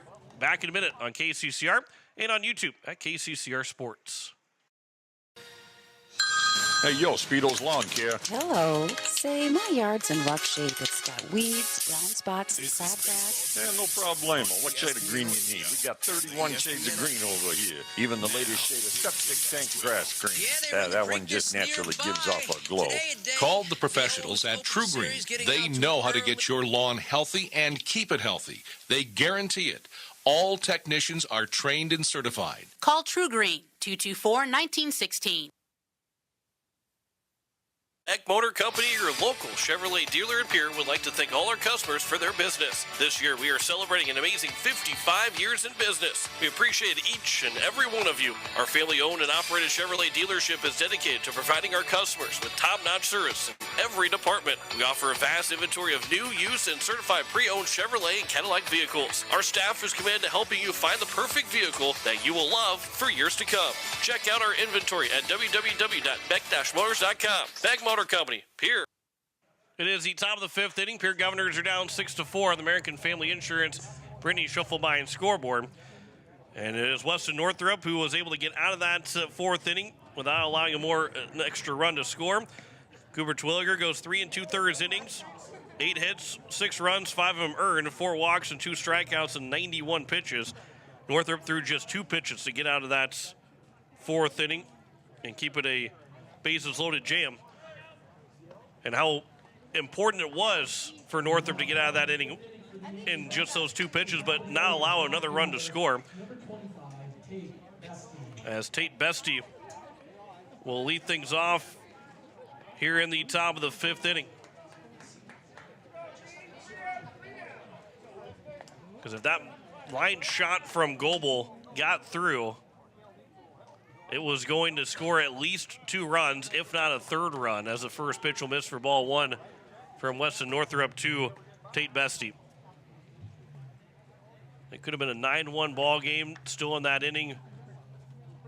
As there's a line shot. That one is not caught by Hunsley. The throw to first is low, but dug out by Brewer at first base. And the leadoff man is retired. The kick off the top of the 5th inning. And brings up number 2 hitter in Lucas Kamshoff. Top of the order, 1, 2, and 3 here in the top of the 5th inning. For Cale Gary, he's thrown 71 pitches through 4 innings. We'll see if maybe they go to Mark Cottle in the 5th. The first pitch is outside for ball 1.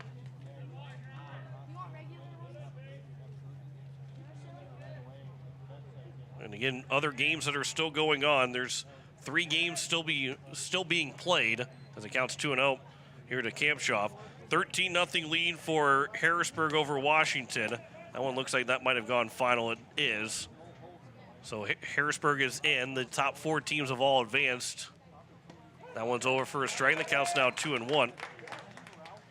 Stevens is leading Rapid City Central 2-1. They got started at 2 o'clock, so about a half an hour ago. They're in the top of the 3rd in that ball game. That one will catch the zone. The count's now 2-2.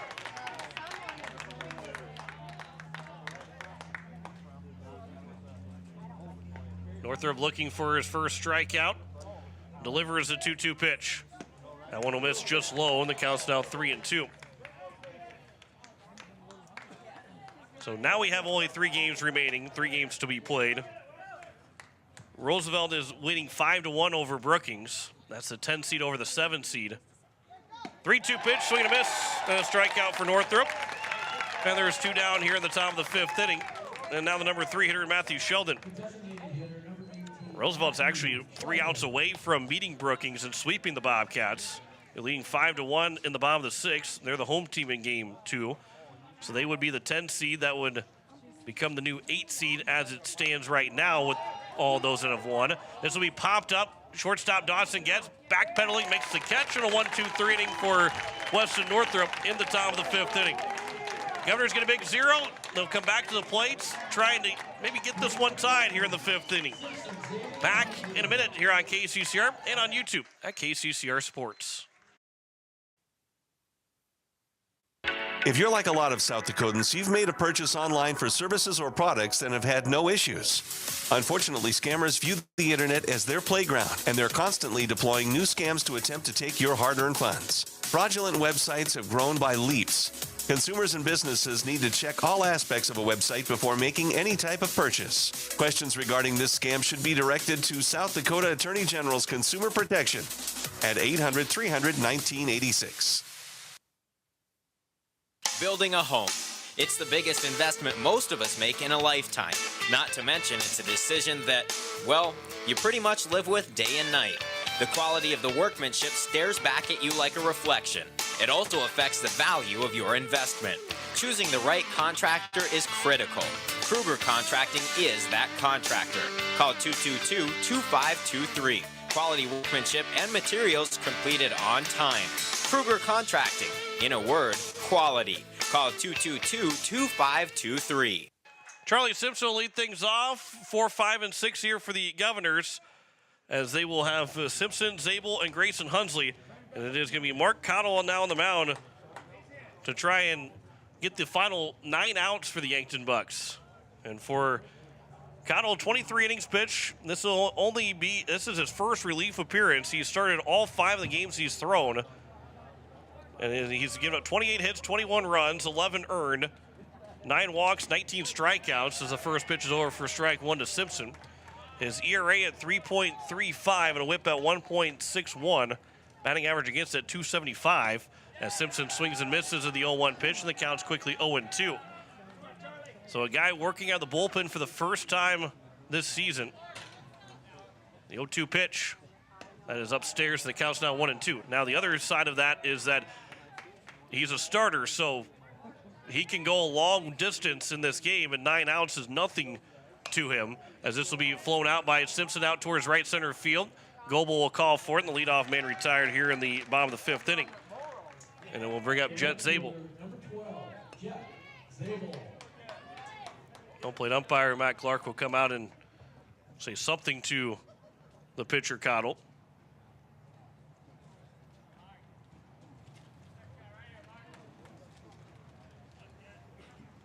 Jet Zabel 1 for 2, singled back in the first inning. Struck out as Zabel tries to bunt his way on, trying to drag bunt his way on, but he misses the bunt. So we know that the first round matchups, Harrisburg, Lincoln, Brandon Valley, O'Gorman, the top 4 seeds, they will be the home team in all 4 of those games. If Stevens wins, they'll face O'Gorman in the first round. And then it'll be up to the rest of these last 3 games. T-area, they know that they can move up if Roosevelt does win. And they would move up 2 spots if Yankton does win. Here's the 1-2 pitch now to Zabel. That is upstairs, and the count's now 2-2.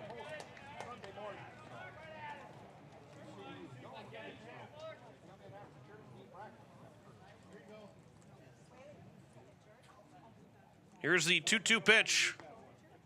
That is upstairs, and the count's 3-2.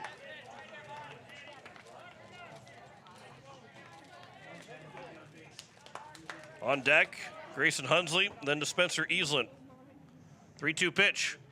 That is taken upstairs, maybe outside, and it's a 1-out walk issued to Zabel. And the tying run now will come to the plate here in the 5th inning.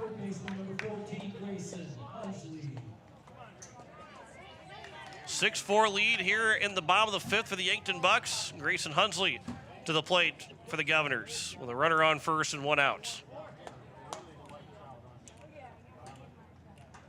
Hunsley is 1 for 2. Ground out to end the first inning. Get a base hit to lead off the fourth. First pitch is upstairs for ball one. He led off that fourth inning where the Governors scored 3 runs to cut the 5-run deficit down to just a 2-run lead here for Yankton. Now he hits with a runner on and one out.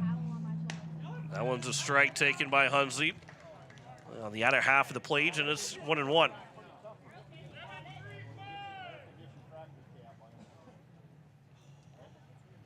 Get some numbers yelled out. And the Governors have to check to make sure what play might be on, whether it be a steal, maybe a bunt, hit and run, or just a decoy. Runner takes off. Hunsley swings and misses for a strike. The throw to second, sliding in safely. And it's a 1-2 count. And Zabel has got the stolen base. And Hunsley, who stepped through on the throw, or stepped through the batter's box when the throw from Johnson, might have got away with one that could have been a batter's interference call. The count is now 1-2, and Zabel is in scoring position. Hunsley will reach at that 1-2 pitch, pulling it away, making sure he stays alive, and the count remains at 1-2. Spencer Easlin is on deck. Matthew Brewer would follow. Big spot here for the Governors. The runner in scoring position, less than 2 outs. Got to find a way to drive him in, at least make this a 1-run ball game. And Hunsley will push this out towards right center field. Long run coming in. It's going to drop in for a base hit. Zabel will move his way to third. First and third with 1 out. Tying run is aboard. As Hunsley's now 2 for 3 in the ball game. And here is the hottest hitter for the Pierre Governors in Spencer Easlin. 6 hits in this series. Make that, 6 hits in the series. When he is 6 for 6 so far. 6 for 7 so far. Big off attempt, and back in safely is Hunsley over at first. In one spot you cannot get picked off here. The runners at the corners here and 1 out. First pitch from Easlin to Easlin is upstairs for ball 1. We've seen Easlin go deep before. Did so in Brandon Valley last summer. And a chance to maybe give the Governors a lead with 1 swing of the bat. He'll foul the 1-0 pitch back, and the count's now 1-1. Here in the bottom of the fifth. Winner take all game. Loser season's done. Winner will advance to Sioux Falls next weekend to the Birdcage. Home of the Sioux Falls Canaries. The state tournament single elimination. 1-1 pitch. High and outside, and the count's 2-1. Going to get you totals here for Cale Gary as well.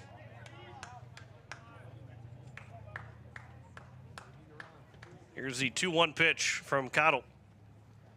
Easlin, that cued off the end of the bat to the first base dugout, and the count is now 2-2. For Gary, he went 4 innings, gave up 6 hits, 4 runs, 2 of them earned, no walks and 3 strikeouts. Here's a 2-2 pitch from Cottle to Easlin. A fly ball towards center field, backing up to center fielder Goebel. He can't make the catch. 1 run will come in to score. Hunsley is rounding third. He is going to try and score. The throw, no throw. We're tied. 6-6 here in the fifth. A 2 RBI triple for Spencer Easlin. And the Governors come back from a 5-run deficit and have tied the ball game up and a chance to take the lead with 1 out in the 5th inning. 7th hit of the weekend for Spencer Easlin. And Easlin will drive in RBIs number 5 and 6 of the weekend as well, as Brewer will foul the first pitch away. Now Wynn just kept carrying it, and Goebel could not make the catch. A triple. 0-1 pitch Brewer pops it up on the right side, foul territory. First baseman will make the catch in Fieser. And there's 2 down now here, and Dawson Getz got a chance to try and give the Governors a lead. The shortstop, number 7, Dawson Getz. 6-6 here in the 5th inning. 3 runs in the 4th, 2 in the 5th to tie the game up at 6. Base hit from Getz gives the Govs their first lead today. First pitch is over for strike 1. First lead in this game. They had to lead in game number 1, in game 2 of this series, in game 1 today. 0-1 pitch, that is upstairs, and the count's now 1-1. So both starters are off the hook. No wins or losses for Gary or Terwilliger. Here's the 1-1 pitch from Cottle. Getz popped it up on the right side. That is a foul ball that will just get out of play. A couple of young Governor fans were trying to make the catch just outside of the playing surface and almost made a nice catch over there. Count is 1-2. Cottle delivers the 1-2 pitch to Getz. That'll miss low, and the count's 2-2. 2 outs, runner on third. Easland tied the game up with that triple. 2-2 pitch to Getz. There's a fly ball into left center field. Goebel will call for it. He'll make the catch, and that will end the inning here in the 5th. But 2-run score on 2 hits in the inning. There were no errors and 1 man left on base. We've got a brand new ball game going to the 6th, tied 6-6. Back in a minute on KCCR and on YouTube at KCCR Sports. AGE Corporation's Contractors and Crane Service is a proud supporter of Pierre Governor Athletics. For almost 60 years, AGE has been building South Dakota. For all your site work construction and crane work needs this season, AGE is here to help. Give them a call. AGE Corporation and Crane Service, 223-2732. That's 223-2732. AGE, proud supporters of local sports.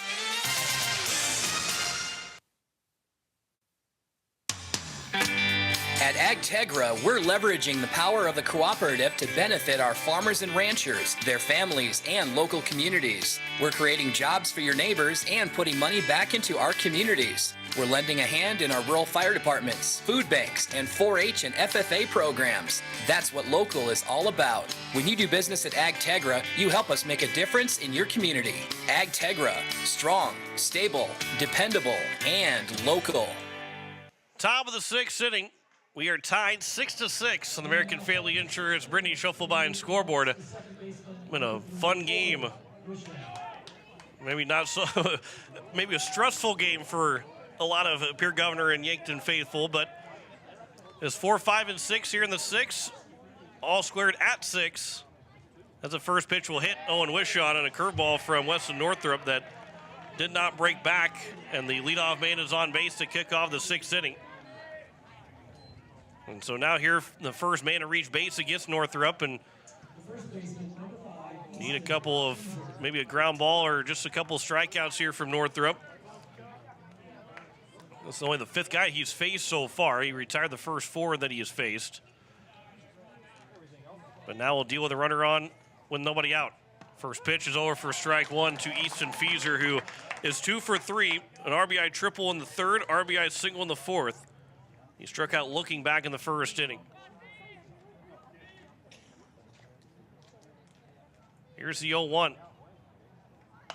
A fly ball by Fieser. Stalley moving over to a left center field. He's not going to get to it. It's going to drop in for base hit. Rounding seconds and heading to 3rd will be Wishon. And it is a double for Easton Fieser. And he's got 3/4 of the cycle. And it's 2nd and 3rd with nobody out, and Yankton is looking to retake the lead. Fieser 3 for 4 now with a triple, single, and a double in his last 3 at-bats. Infield is going to come in all the way around, a ground ball. They're going to keep that go-ahead run from trying to score.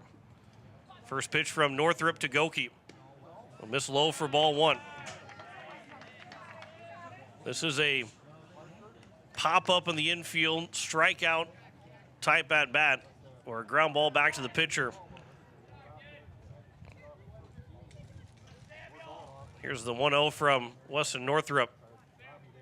The time is called by Goki as Northrup and Simpson couldn't get on the same page on their signs on what they wanted to throw. Here's the 1-0 now here from Northrup. Ground ball through the hole left side for a base hit. One run will come in to score. They're going to hold the runner at third. It's an RBI single, and Yankton is right back on top, 7-6 here in the 6th inning. Hit by pitch, double, and a single, giving Yankton the 7-6 lead. And it looks like we're going to have Trevor Rounds that will come in to pitch here for the Governors. With nobody out, runners at first and third here in the 6th. We will step aside for a minute, come back and give you Rounds numbers as he will come to the mound. Back in a minute here on KCCR and on YouTube at KCCR Sports. Stolken Peterson LLP has been your local CPA firm for over 40 years, offering tax preparation, bookkeeping, payroll, and consulting services. If your business, farm, or ranch needs professional, accurate, and reliable services, we are your firm. Our clients are our #1 priority. If you need a higher level of accounting service, give us a call at 605-224-5828. That's Stolken Peterson LLP, 222 East Missouri Avenue in Pierre. Comtech, your local technology solutions provider, is now located on the truck bypass. With great brands like Bose, Sonos, LG, Samsung, Lenovo, and so much more. Stop in to see their new showroom for everything in stock for your personal or business needs. Comtech provides professional installation and service after the sale. Comtech is your local technology store, located now on the truck bypass, or visit us on the web at comtechplus.com. Top of the 6th, nobody out. Runners at first and third. Trevor Rounds now will be on the mound. And for Trevor Rounds, this will be his 7th appearance, 6th relief appearance overall. 25 hits, 31 runs, but only 18 of those 31 have been earned. 9 walks, 9 strikeouts. The ERA is inflated at 15.75 and the whip at 4.25. Batting average against at 490. So Rounds has got to find a way to get a couple outs here and keep this game right where it's at in a 7-6 lead for the Yankton Bucks right now. And he will deal against 7, 8, 9, Evan Sirk, Gavin Johnson, and Austin Goebel. Runners at first and third and nobody out here in this top of the 6th inning. Roosevelt has upset the Brookings Bobcats with a 5-4 win in the 7th, able to hold on for that 5-4 win in the 7th. And they will advance to the state tournament. Brookings have been eliminated, so our first upset, and right now hopefully be the only upset because there's only 2 games left to go. And Stevens, who is winning over Rapid City Central. Pierre Governors want to find a way to pick up a win over Yankton.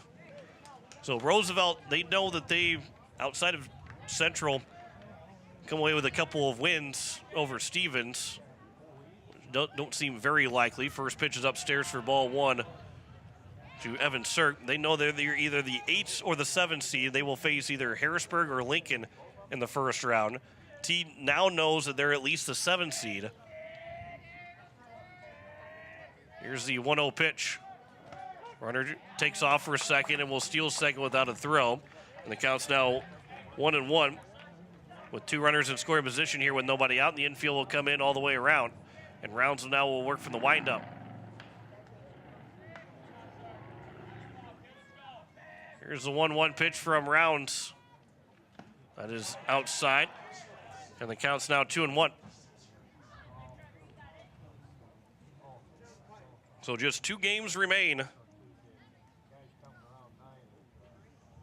Stevens Central playing right now, and then this one. Pierre and Yankton.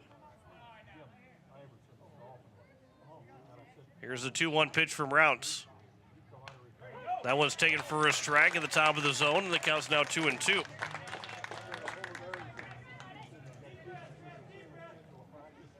And it's 11-1 lead for Stevens over Central. That was in the bottom of the 3rd inning. Here's a 2-2 from Rounds. Ground ball that will be fielded by Getz. He's going to come home with it. The throw, the tag, apply. They got him out at home. A huge first out. It's still first and third with one out, but a big play there for Dawson Getz. Had to fire a strike to home plate. And it's now runners at first and third with one away, and it's Gavin Johnson. So the infield's the middle's got to go back because they get a ground ball, they can get the double play. The corners will stay in.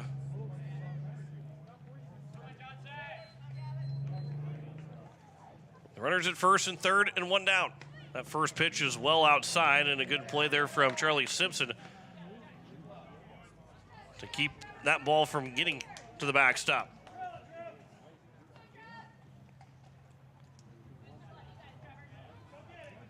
Rounds will come set from the stretch. Here's the 1-0 pitch. Right down the middle for strike one to Johnson. Count goes to 1-1. An RBI single from Sam Goki. He's now at third base. Hit by pitch and a double. Wishon and Feeser. They got that first run to score, but it's first and third. 1-1. Swing and a foul tip in the mitt for a strike, and the count's now 1-2.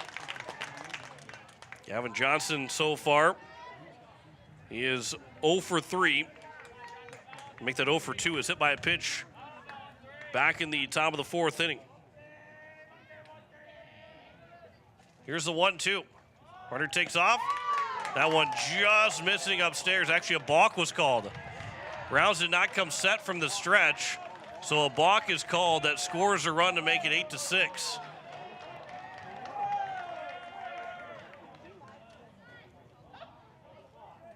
And so the balk will allow the run to score. The runner will take second. Rounds did not come set all the way. And it makes it 8-6. So runner on second here with one away. 8-6 lead now for the Yankton Bucks. 1-2. That'll be upstairs, and the count's now 2-2. And really, if that balk's not called, it's probably strike three against Gavin Johnson. That looked like it was strike three. But because it was a balk, there is no pitch, and runners advance to base was also brought in a run. 2-2. Fouled back by Johnson. The count remains at 2-2. So we'll officially be able to close the book on Weston Northrup. We'll give you his totals here in just a moment. Trevor Rounds trying to get out of this sixth inning, now down 8-6. Northrup officially goes one and a third innings, giving up 2 hits, 2 runs, no walks and a strikeout. 2-2. Runner takes off for third. It was called strike three. The throw to first is going to be in time. And so there's now 2 down. Umpire didn't make a hand signal that it was strike three, so it wasn't really sure if it was or not, but it is a strikeout. And 2-3 in the putout that gets the runner over to third base. He was stealing with the pitch. So it's now a runner on third. Austin Goebel to the plate with 2 outs here in the top of the 6th inning. Pierre down 8-6. First pitch from Rounds. That one's at the top of the zone for a strike. Both Goebel and Coach Lawrence not agreeing with that strike call against. Here's the 0-1. That'll miss low, and the count goes to now 1-1. Goebel so far, he is 0 for 2, reaching a fielder's choice in the second, walked in the fourth, and also lined out to Kaiser in the 4th inning.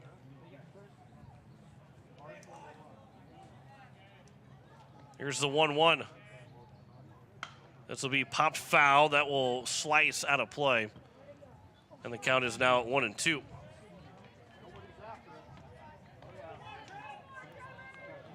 So Stevens leading 11-1 going to the top of the 4th inning. They're well on their way to beating Rapid City Central and putting us in the only game remaining, only series remaining. The 1-2 pitch is outside, and the count's now 2-2. And with the Stevens win, they will officially face O'Gorman in the first round in the 4-5 matchup. And the final 3 spots will be decided by this game. 2-2 pitch. Inside for ball 3. Top of the order, Tate Bestie is on deck.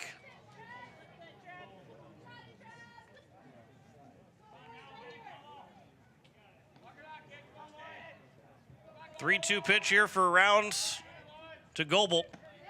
Outside for ball 4, and it will be a 2-out walk issued. And then we'll bring up now Tate Bestie. Bestie is 0 for 3, was hit by a pitch in the 4th inning, but otherwise he's been a ground-out victim twice. And he also popped out the first baseman Brewer back in the 2nd inning. So runners are now at 1st and 3rd here with 2 outs.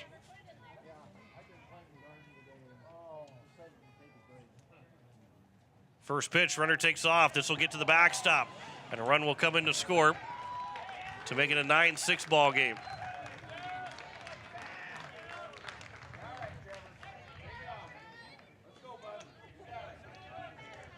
So still threatening is Yankton, now leading by 3 here in the top of the 6th inning. Governors will have the top of the order due up in the bottom of the 6th.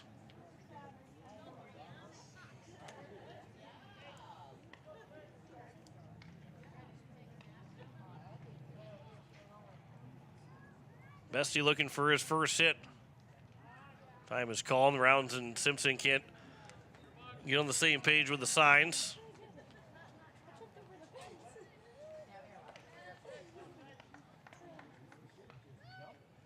Here's the 1-0 pitch from Rounds. That's upstairs, and the count's now 2-0.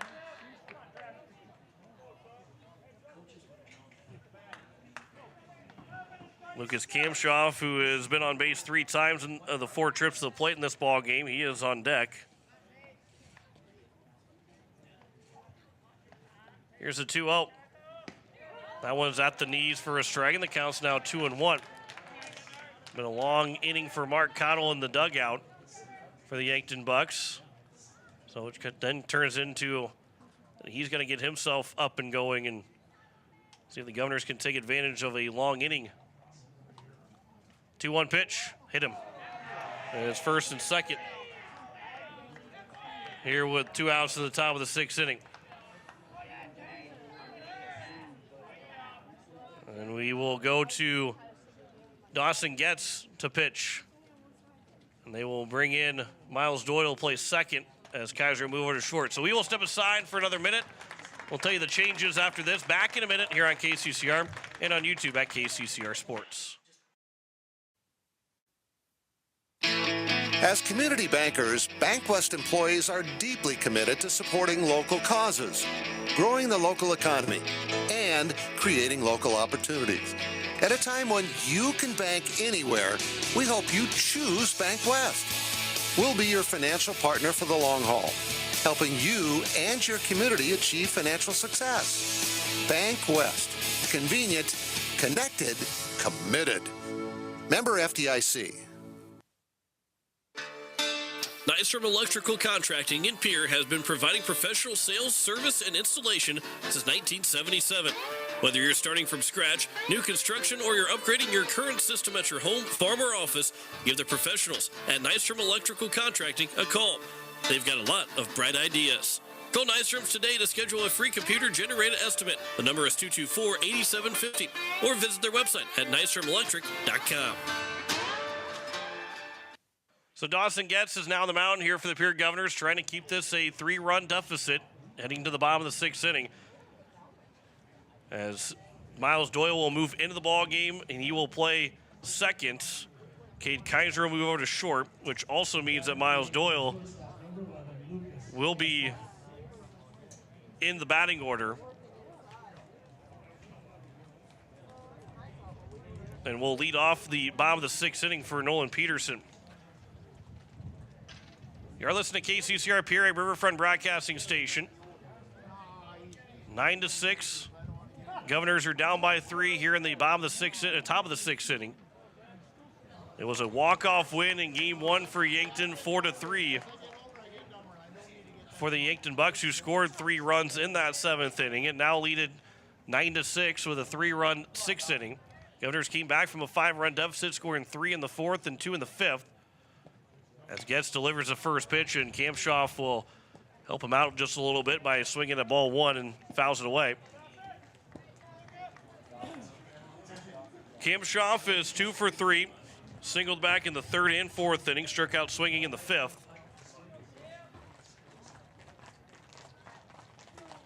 Matthew Sheldon is on deck. 0-1 pitch. Swing and a miss on a curveball from Getz, and the count's 0-2.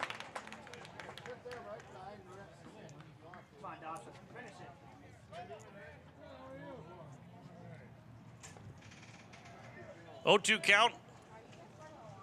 Looking for the strikeout here. 0-2 pitch. That was flown out towards left center field. Easling going back on it, still going back. It's going to hit the base of the wall. 2 runs are going to score. Kampshoff will stop at second. It's 11-6 lead here for the Yankton Bucks here in the top of the 6th inning.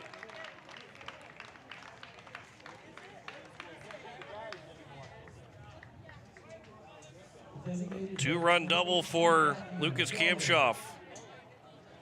And Matthew Sheldon, the 9th man to come to the plates. And the Governors, who had just come back from a 5-run deficit, are back down by 5 again. And that's still threatening here for Matthew Sheldon. First pitch upstairs for ball 1. Sheldon is 1 for 3. Hit by a pitch in the 1st, singled in the 3rd. And then pop out of the shortstop back-to-back times. That one will miss low, and the count's now 2-0.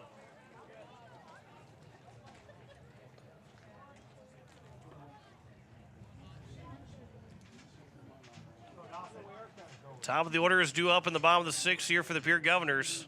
Make that the bottom of the 6th. And they have their work cut out for them again. 2-0 pitch, runner takes off. Pitch is taken for a strike, and the throw will get into left field, and another run will score. Throwing air from Charlie Simpson. Sheldon, who took the pitch, he stood in his spot. Simpson had to move around him or throw over the top of him. He threw over the top of him, and it gets into left field, and another run scores on the throwing air from Simpson.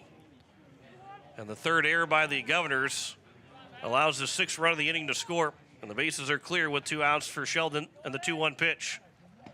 That'll miss inside. The count's now 3-1.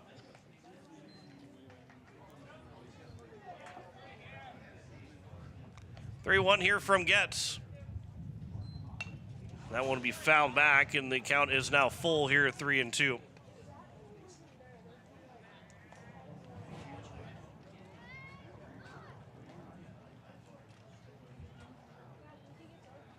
Payoff pitch to Sheldon. Fly ball into right field. Coming in is Zabel. He's not going to get there, and it's a base hit. 2-out single for Matthew Sheldon here in the 6th inning to allow Owen Wishon, who started the inning with a hit by pitch. The 2nd time in the last 3 innings that Yankton will bat around and have at least 10 guys come to the plate.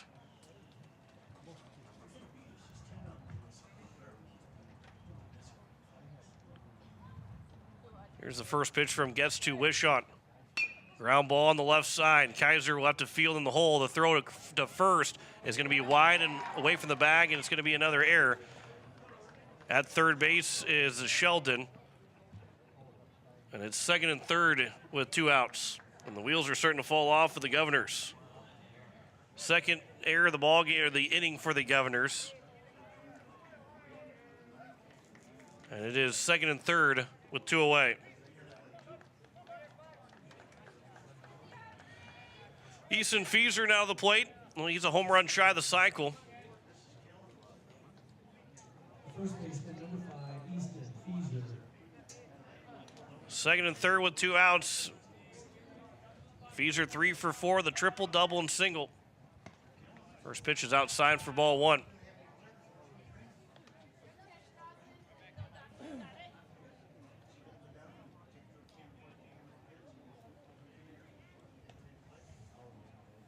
Here's the 1-0 from Getz. That is out on the outside edge and taken for a strike. And the count's now 1-1.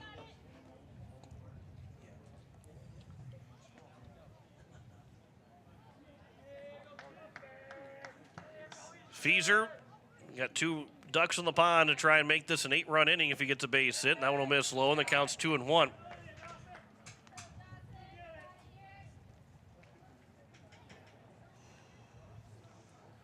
Sheldon at third, Wish on at second. Here's a 2-1 from Dawson Getz. Upstairs, and the count's now 3-1.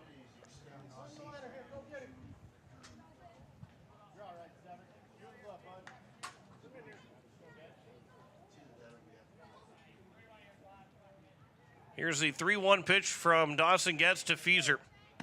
Outside for ball 4, and the bases are now loaded. And that 10th run is now coming to the plates all of a sudden here in the 6th inning. Sam Goki had an RBI single earlier this inning. He is 2 for 3 in the ball game. Governor's being doubled up even here in the inning with 6 runs scoring, making it 12-6 lead for Yankton. First pitch comes inside, almost gets Goki that would have scored a run, but it misses for ball 1.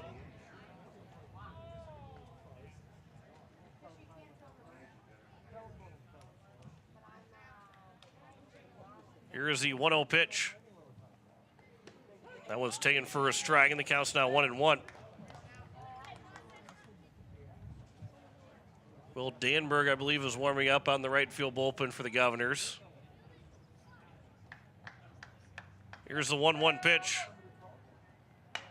There's a line shot, base hit, another run will score. They will send the second runner. Hunsley will cut it off. There is no throw to the plate. It's an 8-run lead. An 8-run 6th inning.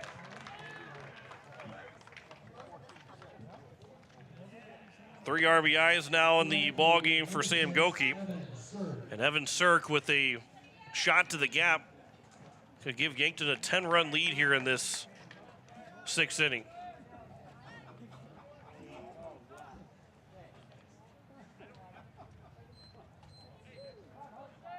Runners at first and second here with 2 outs. First pitch is outside for ball 1. Sirk is 2 for 3 in the ball game, doubled in the second, singled home run the 4th. Also reached on a fielder's choice and was walked. Been on base all 4 times. That one is at the outside corner for a strike, and the count's 1-1.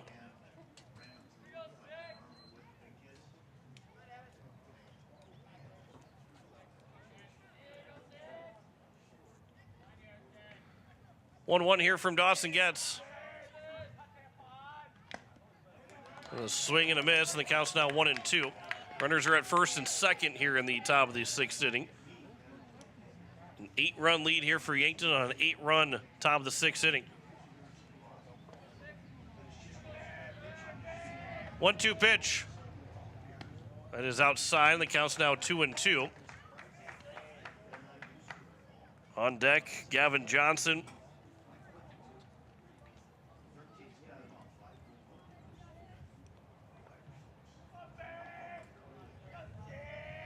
Here's a 2-2 pitch. That will bounce. It hits Evan Sirk. So the bases are now loaded. It was just ball 3. But it is now the base is loaded here, and Gavin Johnson with those 2 guys in scoring position. A base hit could give Yankton a 10-run lead.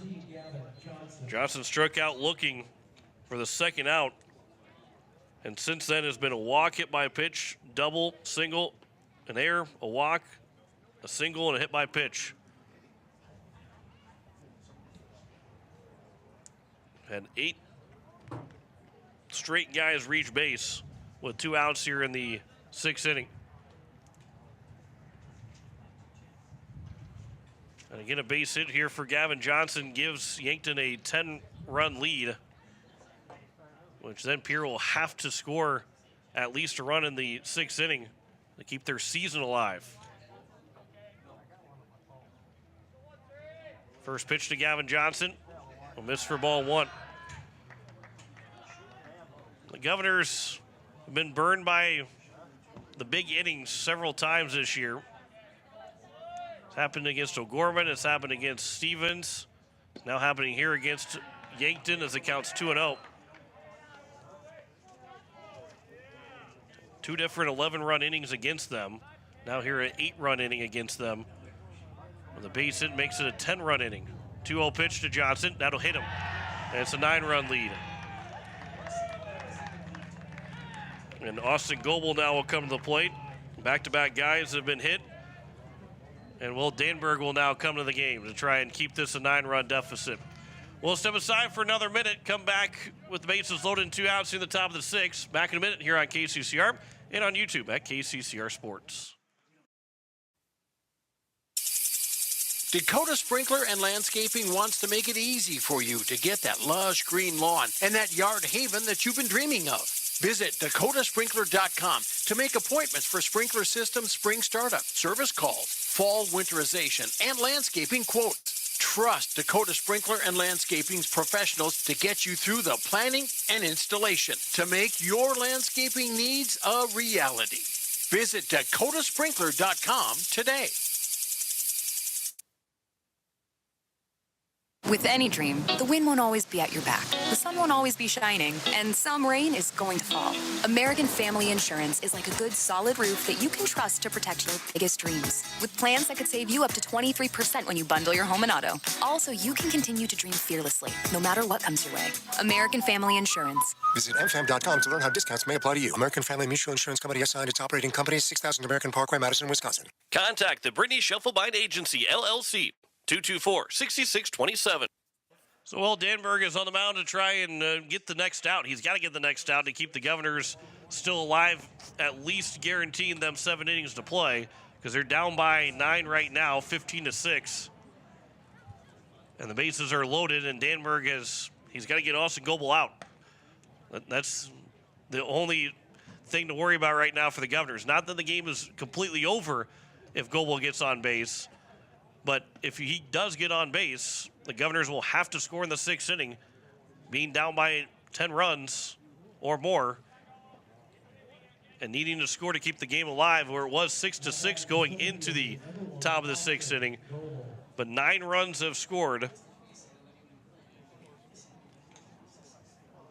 and 6 of those 9 runs have scored with 2 outs in the inning.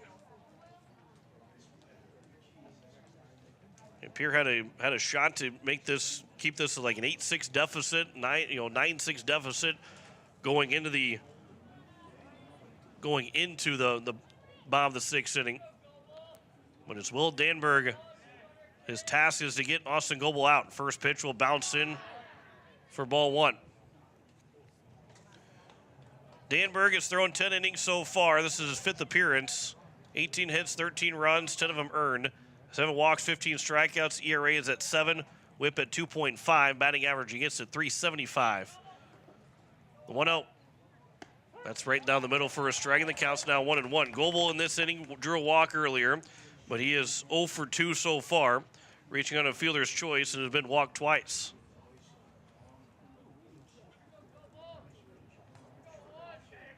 Here's the 1-1 pitch. That'll miss low, and the count's now 2-1. So if this score would hold, T will move up to the number 6 seed and take on Brandon Valley. Roosevelt would move to the 7 seed, and Yankton would be the 8 seed taking on Harrisburg in the first round. 2-1 pitch, that's a strike, and the count's now 2-2. If the Governors would come back and win, they would be taking on Brandon Valley in the first round. T would take on Lincoln in the 2-7 matchup, and Roosevelt will be the 8 seed taking on Harrisburg. Stevens game not done yet, but have a 10-run lead right now. That one will miss low and away, and the count's now 3-2. Everybody will get a head start, but that biggest run right now is that runner at third base, and he'll get the least biggest jump. Danberg from the windup will deliver the 3-2 pitch as everybody takes off. Well, missed for ball 4, and it's a 10-run lead. Bases loaded walk. There's now a 10-run advantage here for the Yankton Bucks, and the Governors will have to score at least a run in the bottom of the 6th inning, and Tate Bestie will come to the plate. So a 10-run inning here for Yankton, and they still got the bases loaded with 2 outs. Bestie so far in the inning was hit by a pitch. Came around to score. First pitch is over for strike 1. 10 straight guys have reached base for the Yankton Bucks with 2 outs here in the inning. Here's the 0-1 pitch. Swing and a miss. Bestie will cut on a curveball that was low and away, and the count is now 0-2. It'll be the top of the order for the Pierre Governors in the bottom of the 6th inning. But it's Miles Doyle that will hit first. 0-2 pitch. Ground ball to the left side. Grayson Hunsley will field. His throw to first will finally put an end to the inning. But a 10-run top of the 6th has given Yankton just 3 outs away from advancing to the state tournament.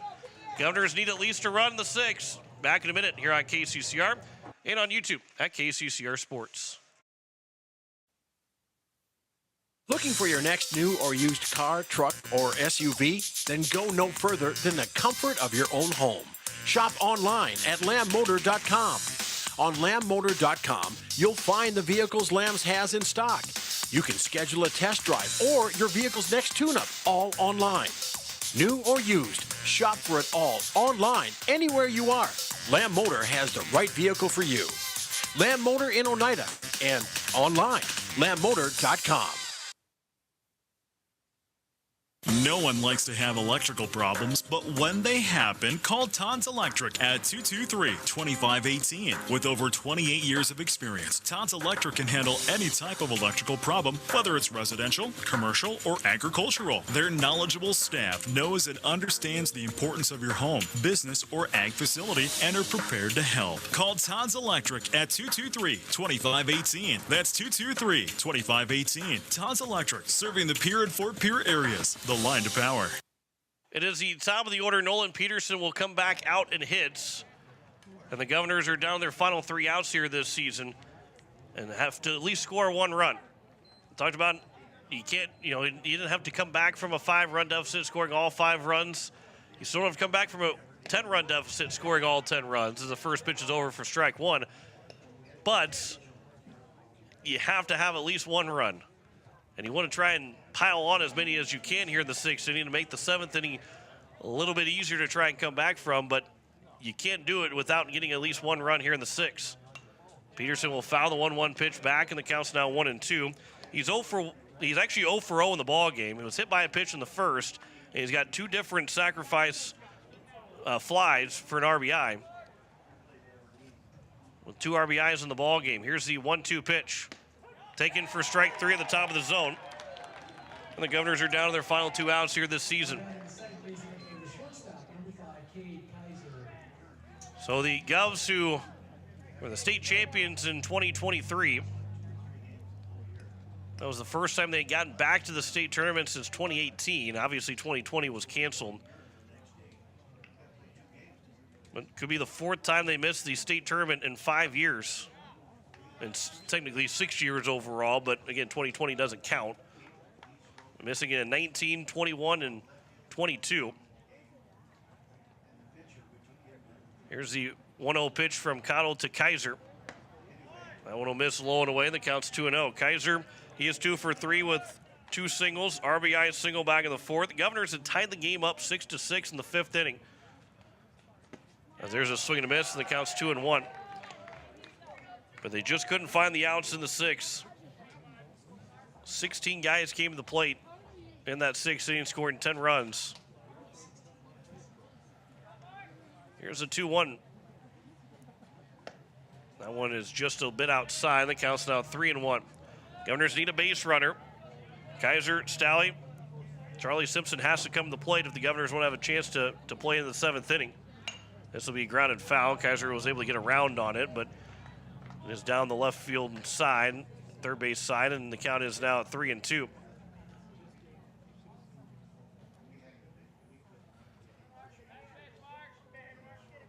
Here's a 3-2 pitch from Cottle to Kaiser. Taken for strike 3, and there's 2 down. And Yankton now 1 out away from heading to the state tournament. Yankton last year was the 2 seed that got upset in the final, in the region final. Did not make the state tournament. Last time these 2 teams played in the playoffs, the Governors lost to Yankton in the 8-9 matchup. As the first pitch is over for strike 1 to George Staley. And Yankton's trying to end the Governors' season again 2 years later. 0-1 pitch. Swing and a miss, and the Governors are down to their final strike here this season. Pierre had a 3-1 lead going into the 7th inning in game 1, a 3-run 7th, as Staley will foul the 0-2 pitch back. And stays alive here at 0-2. One actually got off the mask a little bit of the catcher, Johnson. But Pierre was 2 outs away from advancing to the state tournament, leading 3-1 in the 7th inning. Sheldon had popped out to Zabel in center field, but walks and errors, and a walk-off 2-run single from Gavin Johnson kept Yankton's season alive. And they're still now just 1 strike away from advancing to the state tournament. 1-2 count here to George Staley. Here's a 1-2 pitch. Upstairs, and the count's 2-2. Charlie Simpson waiting on deck. He's got to come to the plate if the Governors want to play into the 7th inning. 2-2. Staley will foul away. Scoreboard here at Hyde Stadium. You would think that it would still be a 6-6 ball game, but the bad part about it is that the good part is that it doesn't show 10 runs being scored on the scoreboard, but because it doesn't happen very often, that's the reason why it doesn't pop up. 2-2 pitch again to Staley. He'll pop this one up in the infield. It is Cam Schaff that will call for it, and the Yankton Bucks will advance to the state tournament, winning 16-6 in game number 3. And the Governors, who are 2 outs away from sweeping the series, will lose in games 2 and 3, and the season will come to an end for Pierre. 16-6 our final in 6 innings. Back in 2 minutes to wrap up the spring baseball season after this. Back in a minute here on KCCR and on YouTube at KCCR Sports. Financial investments are very important, but so are the investments of time, patience, and encouragement our young athletes receive from their coaches, teachers, and mentors. Your Pierre area Edward Jones Financial Advisors understand this. That's why Edward Jones is a proud sponsor of Governor Athletics on KCCR. Go Govs! For all your investment needs, call or stop by one of our offices to visit with your Pierre area Edward Jones Financial Advisor. Edward Jones, member SIPC. Hey you. Are you at a job that is fulfilling, has good benefits to support you or a family today, and retirement goes down the road? If you just said no, listen up. CHS River Plains is hiring operations personnel, drivers, and custom applicators at several locations. These come with a knockout affordable benefit package for you and the whole family. Apply to a job with CHS River Plains and up your benefits straight up. To apply, visit us online at chsriverplains.com or stop in at one of our locations. CHS is an equal opportunity employer. Happy anniversary, Wagner Auto. Wagner Auto is celebrating 117 years in the area with sales and service, and now they want to thank you for taking part. When you buy a vehicle at Wagner's, you'll receive $117 in beef bucks just in time for grilling season. See us for details. Get sale prices on Buick, GMC, Chrysler, Dodge, Jeep, and Ram. Check out our ever-expanding inventory. Get the best deals now during the 117th anniversary celebration at Wagner Auto, South Dakota's oldest auto dealership. Wagner Auto, 330 East Sioux in Pierre. Yag Air Incorporated is your locally owned ag chemical and seed retailer. Yag Air Incorporated offers reliable ground and aerial application. For the latest seed and chemical pricing, contact Kyle at 605-280-8710 or Tony at 605-280-4771. Yag Air for all your ag chemical and seed needs. Kyle 605-280-8710 or Tony 605-280-4771. The season unceremoniously comes to an end as the Governors are taken out in a 10-run rural game in game number 3 after the Govs had picked up we're 2 outs away from getting a game 2 win and winning the series, sweeping Yankton and getting the state tournament. They end up losing with a walk-off 2-run single from Gavin Johnson. Governors came back from a 6-1 deficit with 3 runs in the 4th, 2 runs in the 5th to make it a 6-6. But a 10-run 6th inning, and the third time the Governors this season gave up a 10-plus run inning is the ultimate doom for the Governors as their season comes to an end, and Yankton will advance to the state tournament with a 16-6 win. Mark Cottle is the winning pitcher. Weston Northrup, the losing pitcher. 16 runs, 13 hits, and 2 errors for Yankton. They left 12 men on base. Pierre had 6 runs, 7 hits, 4 errors, and 6 men left on base. Time of the ball game was 2 hours and 18 minutes. Spencer Eastland finishes his high school career with a solid 3 games. He was retired just once in the 3 games. He went 3 for 3 on Friday, 2 for 3 in game 1 with 2 RBIs. That was 4 RBIs. He finished with 6 runs driven in, ended up with 6 hits, make that 7 hits overall, went 7 for 8 over the weekend. The best hitter in this Governor squad here this weekend, but for the likes of Jed Zabel, Cade Kaiser, along with Grayson Hunsley, Spencer Eastland, Matthew Brewer, Miles Doyle as well, their seasons will come to an end. Their high school careers will come to an end. A couple of guys, their careers will advance into either college sports or they'll still play post-state baseball this summer. But there will be several guys that will not play post-state baseball, and their high school careers are done for now after dropping here in game 3 of this best-of-3 series, 16-6 to Yankton. So the Harrisburg Tigers, as long as the Stevens Raiders finish out with their win, they will be hosting, or not hosting, but taking on Yankton in the 1-8 matchup in the first round next week, Friday.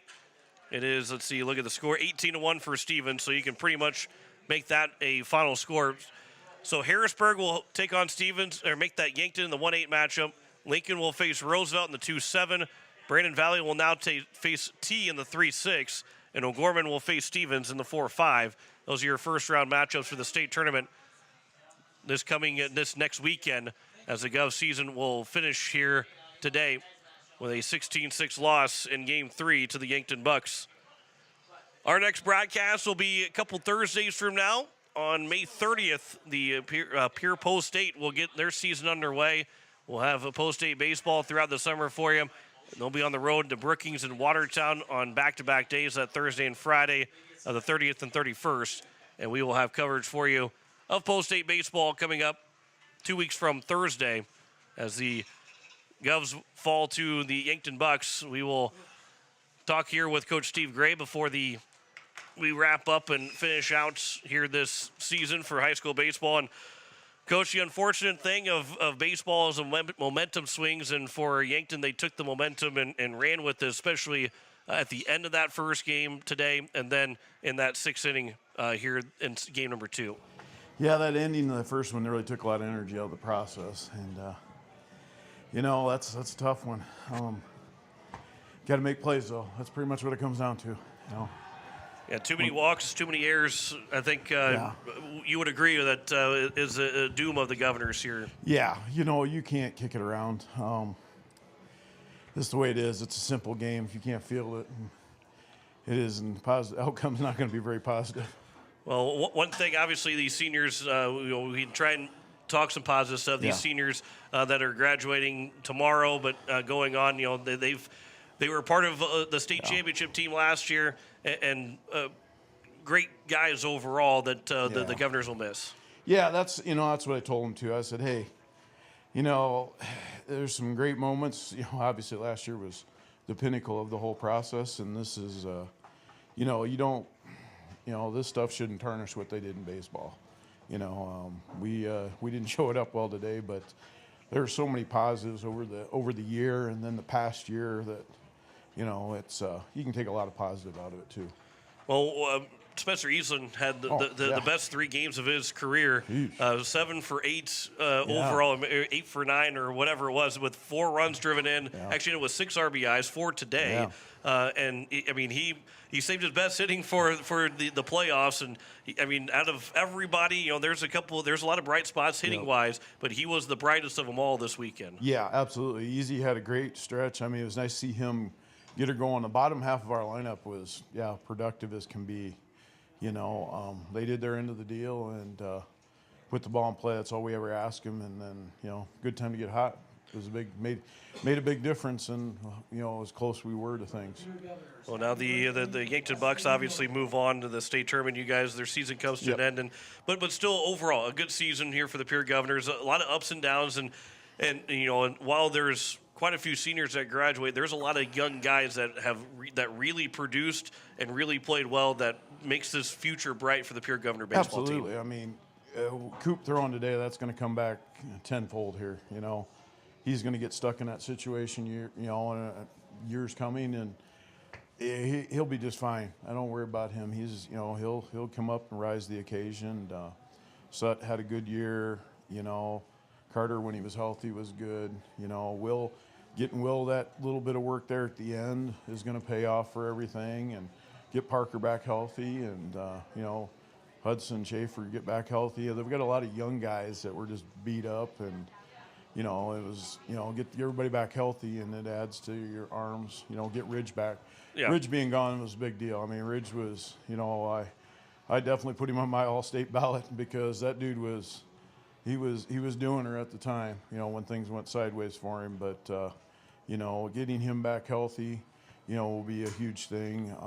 You know, and like I learned every year, there's somebody going to step up into a new leadership role. You know, I seen Ridge even today, and you know, a time where things are getting a little. He was the guy that stepped up in the whole thing. Hey, get your stuff together. Let's get going. So that's a big deal. I mean, he'll be a good leader with the guys that are coming back. I mean, we got some guys that have thrown some quality innings for us. You know, we got, you know, 2 quality catchers, 3 quality catchers coming back. You got a lot of good pieces and parts, you know, and, you know, this didn't obviously roll out the way we wanted it to. You know, should have finished business in the first one, never given a chance. But I do like the idea. We got her to 6-6, and then the doors really, you know, the wheels fell off big time, and that happens sometime in baseball for sure. Well, a finish of the season at 13-11, I believe it is, that the Governors finish here, and over 500, and you know, to turn this into a positive going into next year is these young guys knowing what this feels like, knowing that the how upset they are right now, and that don't let this happen again going into next year, and trying to use this as motivation for next spring. You know, there was a couple of years ago, we had a similar situation. I remember it was 2021, 22. Brookings happened to do the same thing, and we turned around into what happened last year, you know, which, you know, we ended that season kind of similar to this one, kind of that mediocre middle of the road thing, and then all of a sudden, you know, got a little momentum going, and you know, things can happen. That's what's, I think a great thing about baseball is you don't have to be the biggest, strongest guy to be part of the process. And I also want to mention, too, I was talking about all those seniors, Nolan Peterson, another senior on that team. I didn't want to forget about him being a I mean, he was a huge piece of this, huge piece for the Governors this year. Yeah, Petey had, I mean, as good a season as anybody we've had in a long time. I mean, he was, you know, so that was, you know, Petey worked really hard this winter, him and Ridge both together. I know that. While everybody else was playing other sports, they were swinging the bat and, you know, throwing a bunch. And Petey had definitely showed, my goodness, he went from where he was last year to 2 years ago is a huge improvement. So, you know, hopefully, you know, somebody wants an opportunity for a kid, that kid make a good baseball player on any baseball team. So, well, Coach, I appreciate the time. Yeah, absolutely. We'll let you go. Yeah, and we appreciate all the coverage, and you know, 2025 will be here soon. I'll say, wish we had one more weekend, but yep, now we look forward to 2025, and a lot of these, especially these young guys, start getting a year in experience and year older. It's going to be fun going into 2025. You know, it'll be always, it keeps me young, you know, seeing the new faces, and, you know, gave me a lot of gray hair today, I will say that. Which says a lot, too. And I can say it because there's not a whole lot of less up top. Yeah, so, not a lot of hair, and I can say that because I have a lot less hair, too. So, but, you know, it's the way baseball is, and that's what makes it a great game is, you know, some days are tough, some days you get kicked, some days you're on top. So today we were not on top. So. Well, Coach, appreciate the time, and we'll be talking over the summer and the fall, and we'll see you again next spring. As always, go Govs. That is head coach Steve Gray. Governors fall here in the doubleheader today, but in the best of 3 series as they fall 2-1, but 16-6 in Game 3 of this best of 3 series. So Yankton will face Harrisburg in the first round. All games are final, Stevens, with that 10-run rule over Central. So it is Harrisburg and Yankton in the 1-8 matchup as they reseed for the state tournament. Lincoln and Roseville will play in the 2-7. Brandon Valley against T in the 3-6. And O'Gorman will take on Stevens in the 4-5, the first-round matchups for the state tournament next weekend. Again, our next baseball broadcast, next Pierre broadcast will be coming up in the end of May on the 30th and 31st, that Thursday, Friday, as post-state baseball will get underway, and we'll have coverage here on KCCR and on YouTube at KCCR Sports. I want to say thanks to Drew McIntyre back at the station. John Wickley here signing off. Governor's season comes to an end, falling 4-3 in Game 1 and 16-6 in Game 2, as we say so long from Heights Stadium. You've been listening to Pierre Governor Baseball on KCCR and on YouTube at KCCR Sports. Pierre Governor Baseball is brought to you in part by Bank West, Beck Motors, Avera, Todd's Electric, Shane's Pharmacy, and Stulkin Peterson Walti and Jones LLP. And by American Family Insurance, Brittany Scheffelbein Agency, Yay Gare, May Adam, Wegner Auto, Comtech, Gales Gas, Owyhee Federal Credit Union, Ferding Electric, and AGE Corporation. Pierre Governor Baseball is also brought to you by Capital City Ford, Lincoln, and Toyota, True Green Lawn, Nystrom Electric, Fisher Rounds, Faith Lutheran Church, and CHS River Plains. And by Lamb Motors, First Dakota National Bank, Edward Jones Financial, South Dakota Office of the Attorney General, Division of Consumer Protection, and Dakota Sprinkler and Landscaping. Join us all season here on KCCR and on YouTube at KCCR Sports for more Pierre Governor Baseball. This has been a special presentation of Riverfront Broadcasting Sports, Central South Dakota.